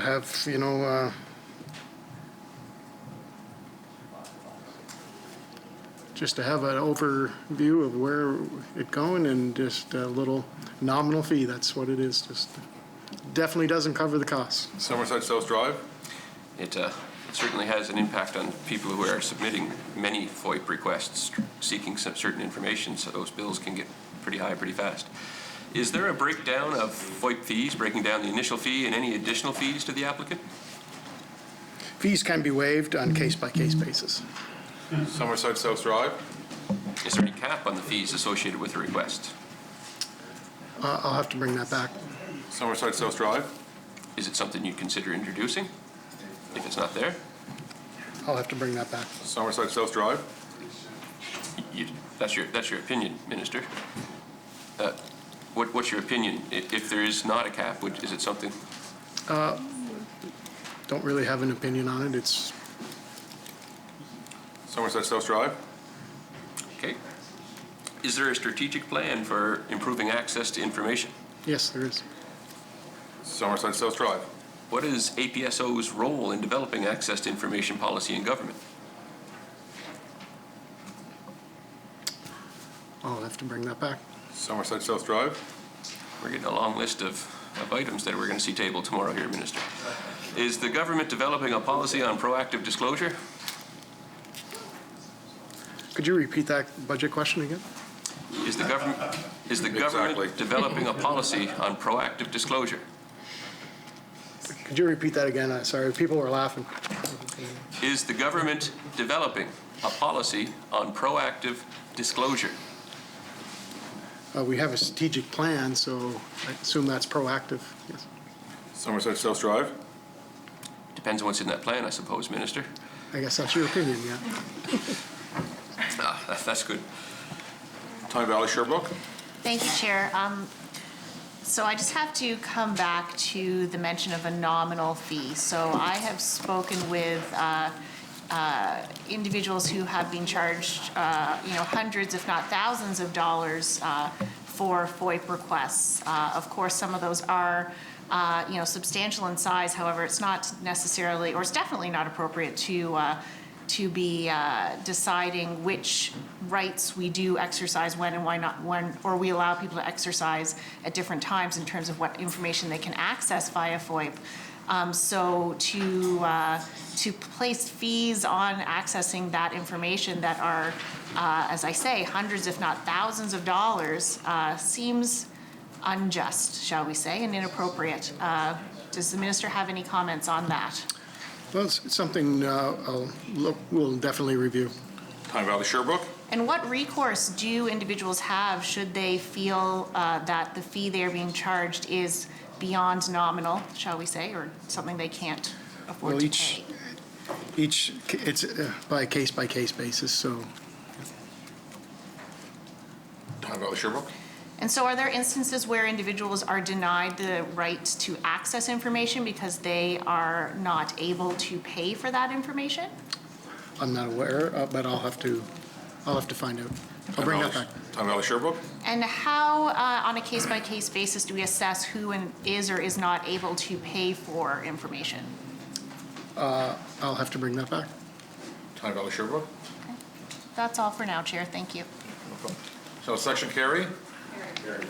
Office of the Public Trustee and Official Public Guardian, appropriations provided for the administration of the Public Trustee Act and provisions of the Mental Health Act where there is a need for guardianship. Administration $8,400, equipment $4,000, material supplies and services $700, professional services, salaries $600 and $1,500, travel and training $3,600. Total Office of the Public Trustee and Official Public Guardian, $618,200. Shall the section Summerside South Drive? Thanks, Chair. Within the past year, there were amendments made to the legislation governing the public trustee. Has this had any significant impacts on the operation of the office since then?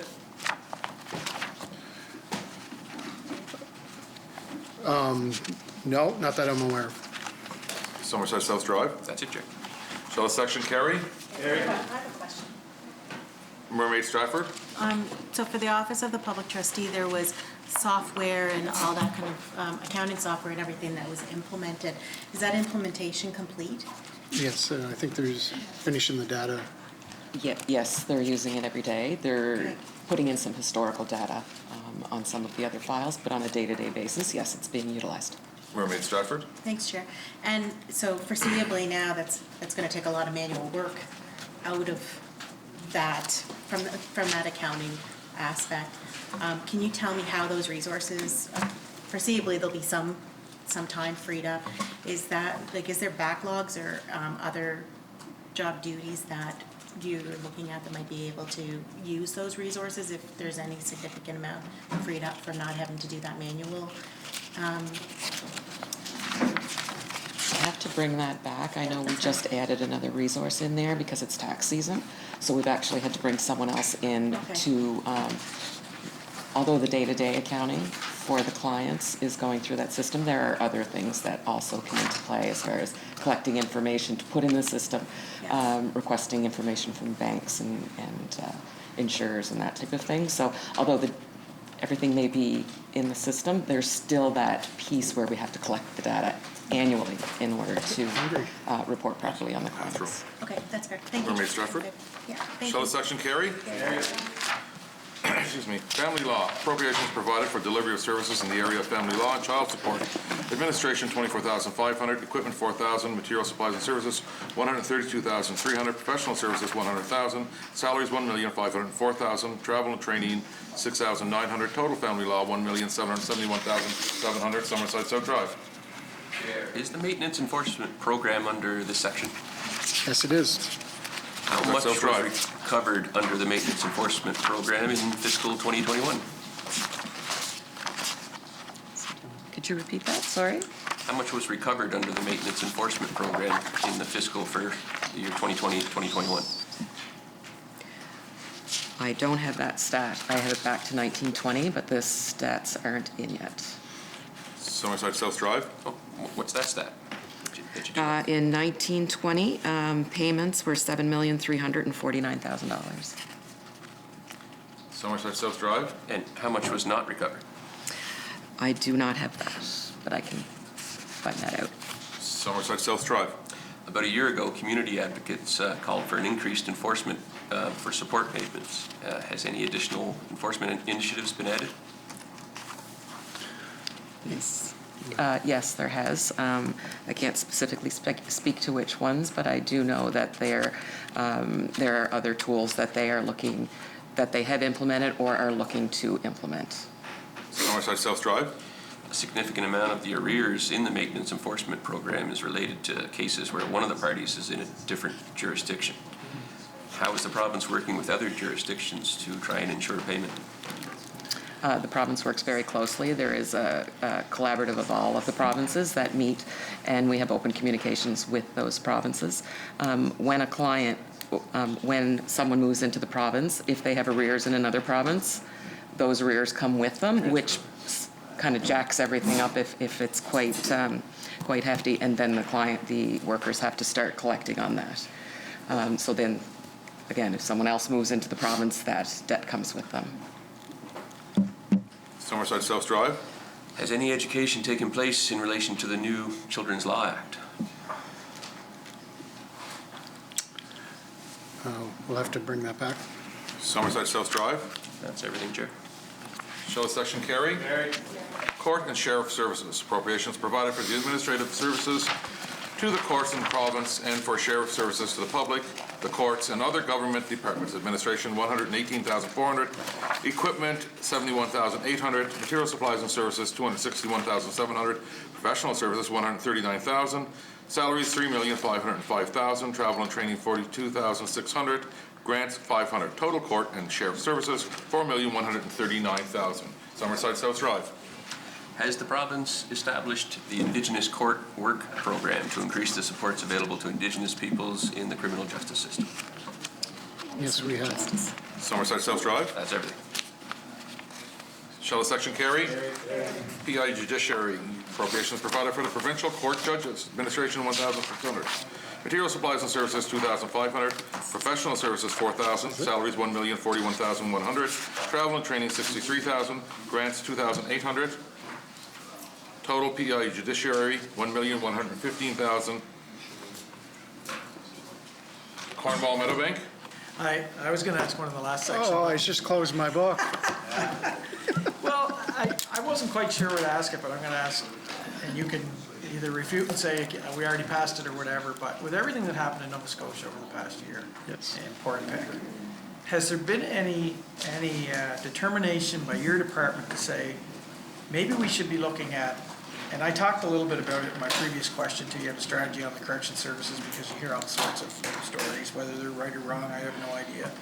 But I'm just wondering if the whole judicial system should be looked at here in Prince Edward Island, how we interact with different police forces and so on and so forth. I know when we were in power, I believe we mandated, or maybe you guys could have mandated, I can't remember, appropriate radios to be connected to the police services in Charlottetown, the RCMP, and UPEI. And I'm not sure that's ever been implemented. It has, but... It has? Yeah, So they cannot? We're finally connected. They're finally connected. Yeah, working together, and I think it's important, and really Portapique has put an emphasis on police forces working in the same direction. Cornwall Meadowbank. And I just kind of wonder if it wouldn't be an appropriate time for government to step back, do a full evaluation, what we've learned from Portapique, incorporate it into some sort of strategy going forward. Well, yeah, well, we are in the midpoint police review, so that's kind of why we're going to evaluate that. Cornwall Meadowbank. So in that police review, though, like the court and sheriff, those, are they in that police review? Are they left out? Because I know a few years ago, Nova Scotia Occupational Health and Safety did a police review, and they all combined every service that they provided. But there, I know, is corrections involved in that? Is the sheriff's department involved in that, the police review? Or is it just particular police review? That's a good question, and I can't speak for the judiciary because they are an independent, and but it is important that everyone in the judiciary system is on communications here, and I'll look into that, see if they are one of the 87 groups that will be interviewed. Thank you. Cornwall Matabey. No, I'm fine, thank you, Chair. Summerside South Drive. Thank you, Chair. I just wanted to remind the Minister that he just closed his briefing book there, but you owe us a few pages from it, so it's just a comment on that at the end. I'd love to get those unredacted copies you promised us. Could you repeat that budget question again? You promised a few pages out of your briefing book to us, unredacted, so I just wanted to remind you, you just closed it up there at the end here, so don't forget that you owe us a few pages. Still the section carry. Total family law and court services, 9,120,800 shall carry. Total Department of Justice and Public Safety, 66,393,600 shall carry. Thank you, Michelle. Thanks for thanking me. Thank you every day. I didn't ask any questions. Well, thank you for that. We're going to take just a short recess, probably 2 to 3 minutes.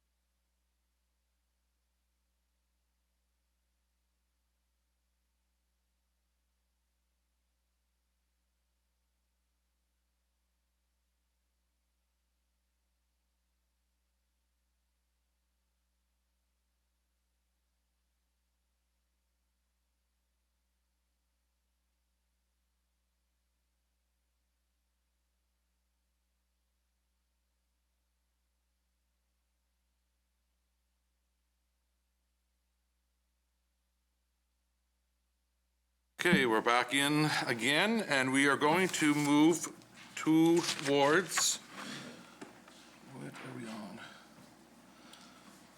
on? Page 124, the Department of Social Development and Housing. A request has been made to bring a stranger onto the floor. Shall it be granted?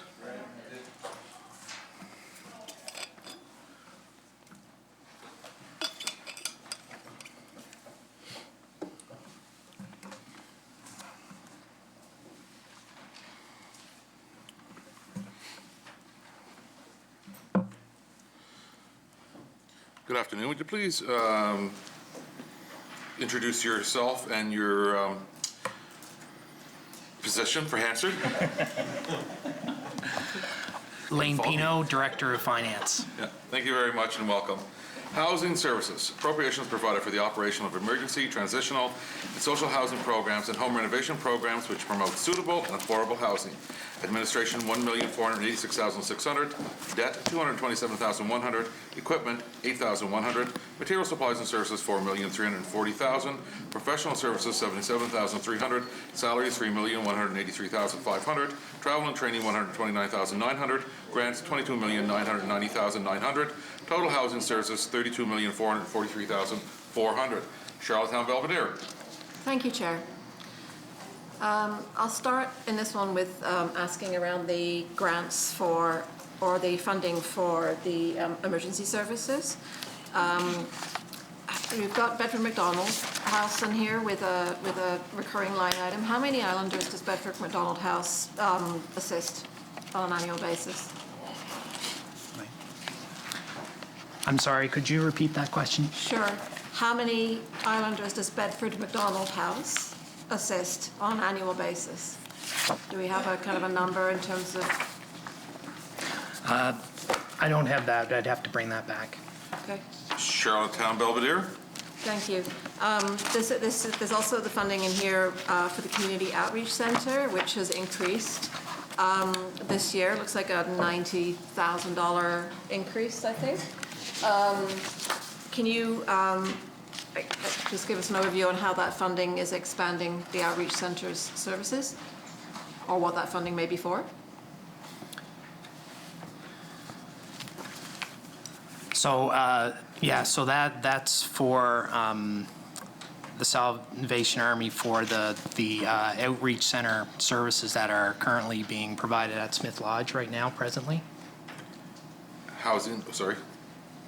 Charlottetown Belvedere. Thank you. So there's an increase there from year over year. Now it's gone up just over $90,000. Has there been a change in what is being provided, or a reason to explain that increase in? Yeah, so the 2021 forecast represents the agreement being in place partway through the fiscal year.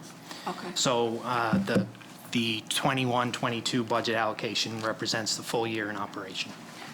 Charlottetown Belvedere. Thank you for that clarification. There have been some challenges with the provision of service at the Outreach Centre at Smith Lodge, both in terms of the quality of care, but also just staffing and retention of staffing. Are there any conditions on that contract with Salvation Army in terms of what is expected in terms of the provision of service? Like, what is the oversight on that contract? We'll have to look into that and bring it back to you. Get the contract. I don't have the contract in front of me here. Charlottetown Belvedere. Thank you, and I would also remind the Minister that we're also looking for the copy of the report that was done by HRA upon to the allegations, the very serious allegations of discrimination and harassment at the same space. Obviously, it's really important that we have this service available, but one of the challenges is that the space needs to be safe. And so we had spoken previously to the Minister of Justice and Public Safety about the importance of things like safe consumption sites and so on. What coordination does your department have with public justice and public safety in terms of the provision of a safe functioning site at the Outreach Centre? Or the provision of it being a safe workspace? I mean, we work together, obviously, in Cabinet at the Minister's level, and of course we have that committee that the Minister mentioned that we meet once every 2 weeks, look at violence prevention. Specifically, though, unless Lane wants to give private input, I would have to inquire in to see if there's individual staff members that provide that link. Yeah, I'm not aware. No. Charlottetown Belvedere. Thank you, Chair. I'd be quite concerned that you are not aware that there have been ongoing reports of consumption on-site at the outreach centre, of people feeling unsafe at the outreach centre, that not just the staff but the people using the space do not feel it is a safe space, Minister, and that is connected to the use of substance usage on the site, to the extent that there are many people who should be served by that space that don't feel that they can actually use that space safely. It's an ongoing concern, so perhaps you'll see it when you look at the report from HRA. But I would hope that the provision of this amount of funding to provide a space is actually connected to that space being one that meets the actual need of the community and is not just a place where people kind of cycle through. Chair. Minister. So I haven't received any reports of that. One of the first things I did as minister was go visit the outreach center, and I talked to the clients there. It wasn't a scheduled visit. I just dropped in on a Sunday, and everyone who was there that day seemed to feel very safe. I spoke to them about their problems and issues, and like I said, I haven't had a single report of that from the outreach center itself, so I don't know where this is coming from. Charlottetown Belvedere. Okay, there is a real disconnect then, I think, based on sort of what the community is reporting and experiencing, and what is coming back to you as the minister.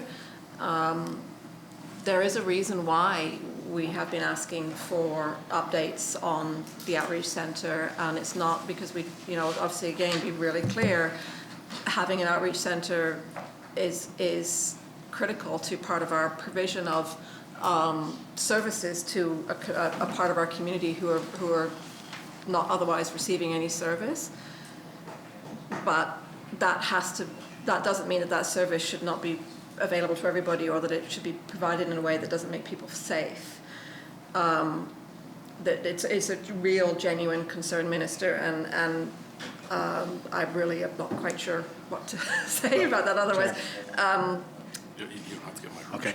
I can say that, the location of the outreach center where it is right now on Weymouth Street is a temporary location. And it's not ideal in terms of layout, and perhaps that's contributing to the reports that you've heard, which I haven't.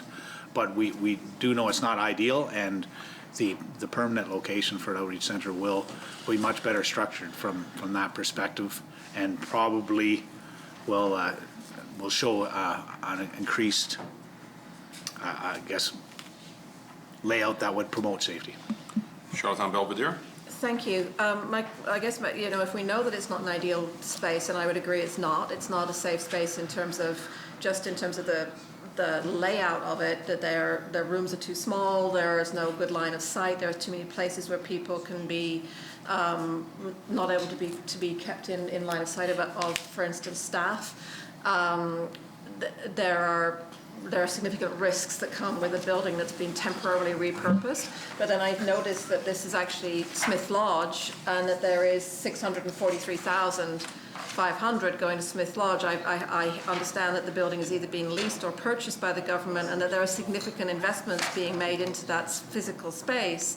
Why would you do that if the space is not, if you know that the space is not appropriate for the need? We're going to be using the space ongoing for other purposes. I believe it's going to be transitional housing, so the investments will not be lost. And we're talking about the outreach center itself moving to a more permanent location. Charlottetown Belvedere. So can you clarify, you're going to move the outreach center somewhere else? That's right. When is that going to happen? We're working to do that as soon as we have another appropriate space available. Charlottetown Belvedere.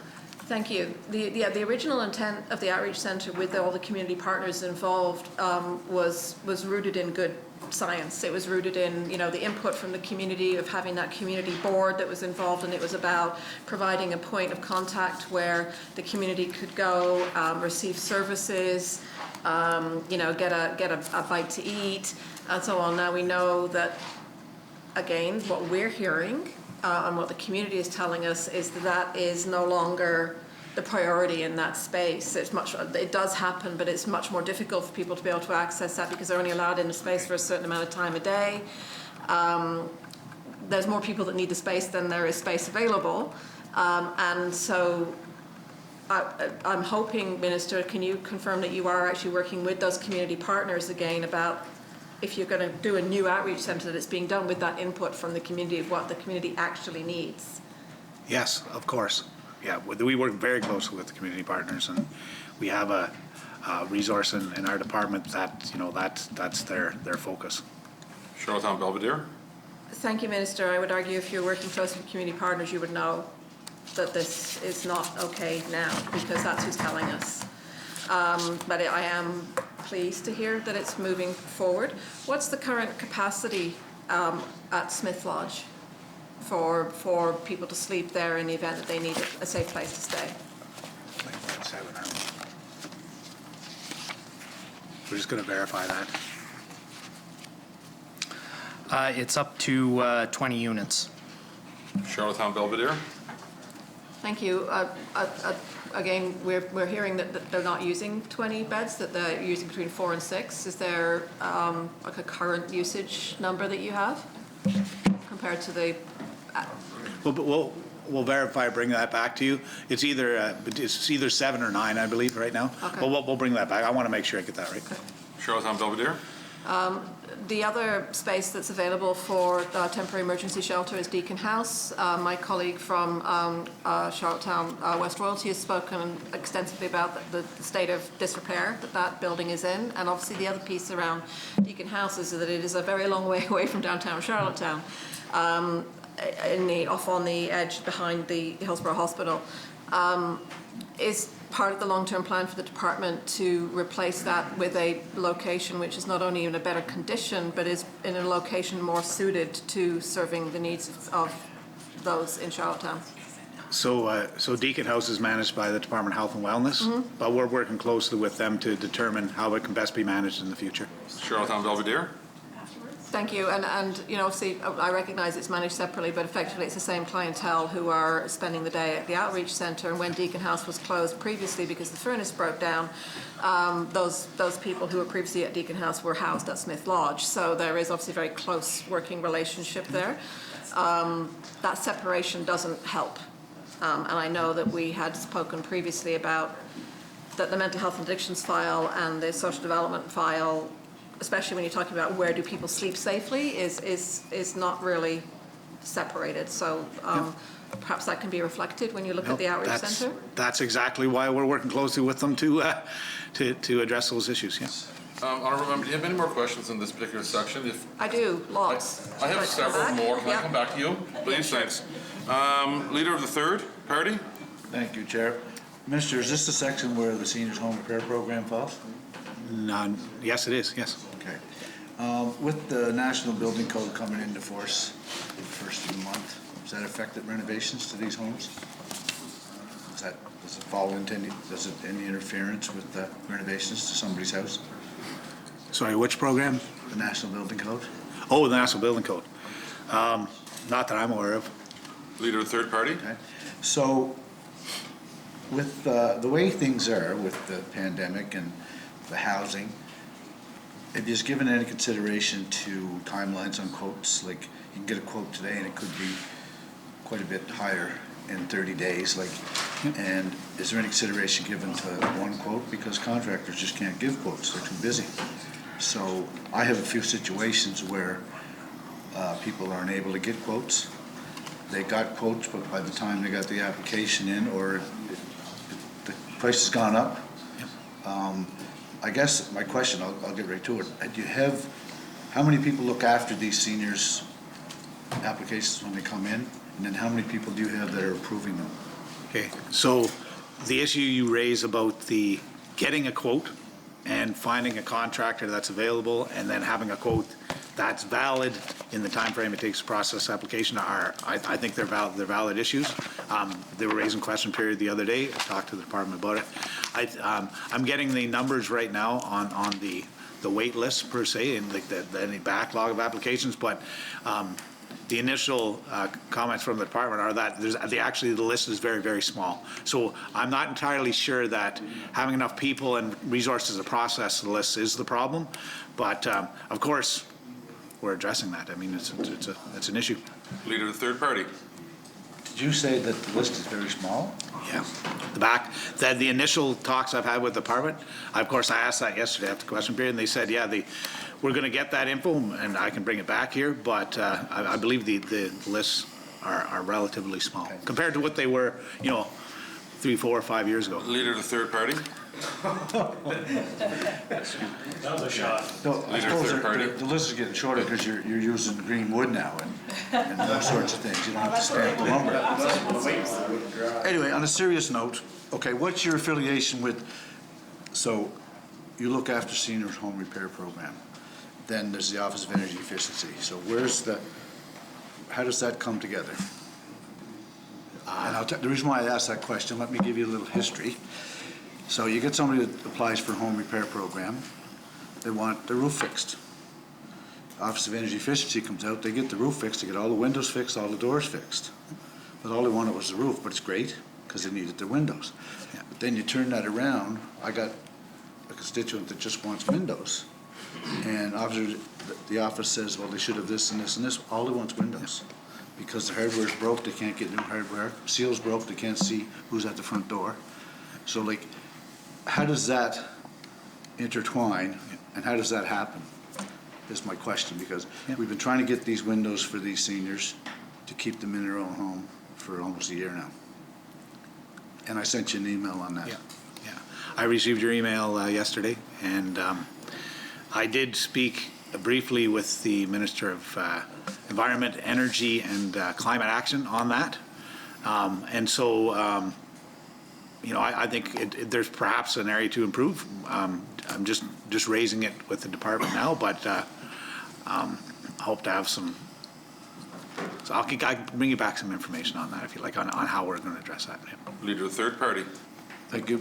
It was great to see the increase that you're putting into this. These are great programs. All I'm asking for is clarity, because I'm having difficulty getting through the hoops, trying to help my constituents, and they're having difficulties if they check off a wrong box and somebody comes along and says they need this and they need this, where they don't really feel they need it, or they don't want it at their home, they want their windows fixed. Yeah. No, it's a good point, and thank you for raising it. Leader of the third party. So you will check that out and get back to me? I'll check out what we're doing currently and how we liaison with energy or efficiency PEI. But I mean, I can tell you that we want to make improvements and we want to serve Islanders. So I'd already been in conversation with the department about looking in particular at the seniors safe at home and seniors home repair programs, but also the PEI home renovation program, to see if we can review them and streamline them and make them as good as possible. But working with efficiency PEI to do that, I think that's a really key point you bring up. Yeah. Leader of the third party. That's good for now. Thank you. Tyne Valley Sherbrooke. Thank you, Chair. I just want to go back a minute to the discussion around the outreach center. I want to just ask a couple of questions about something that the Minister had mentioned. So, Minister, you had said that you visited the center on a Sunday and spoke with individuals there, and I think that's great. I think that as a minister, you absolutely should be going to all of the different programs and services, engaging with the staff and people who are engaging with the service. But I want to just unpack it a little bit, though. What that was, your response was, it was in response to a very serious question from the member from Charlottetown Belvedere about the potential that individuals or many people are feeling unsafe at this location, and that there are serious concerns.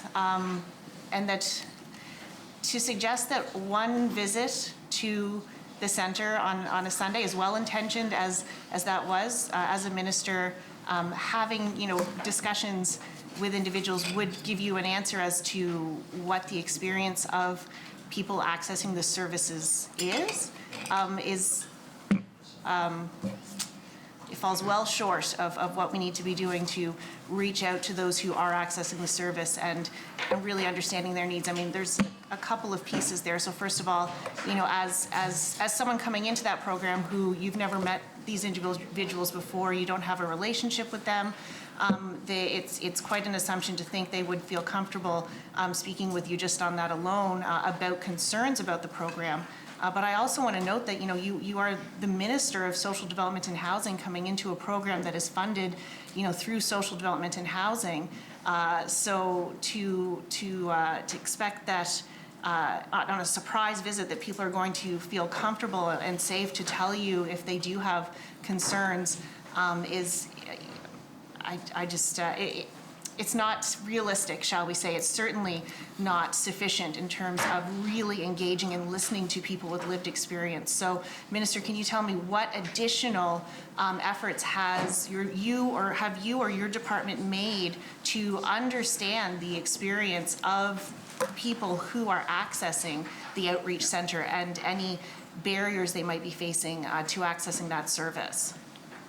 Well, look, member, you're entitled to your opinion, and I don't know if you've ever been to the Outreach Center. I don't know where you guys are getting your information, but I know that in the Department of Social Development and Housing, in particular, Shelley Cole, who's responsible for this program, is very dedicated, and we do our utmost every single day to make sure that Outreach Center is safe for everyone involved, and that all the community organizations that are involved are given the resources they need to do what they need to do. So for you to suggest that we're not doing that, and that is really, I don't know, disagreeable to me.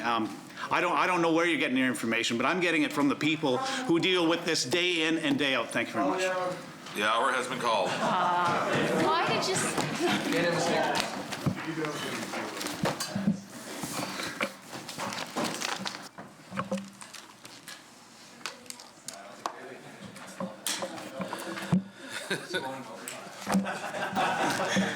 Mr. Chair, I move that the Speaker take the chair and that the chair report progress and beg leave to sit again. Shall it carry? Carry.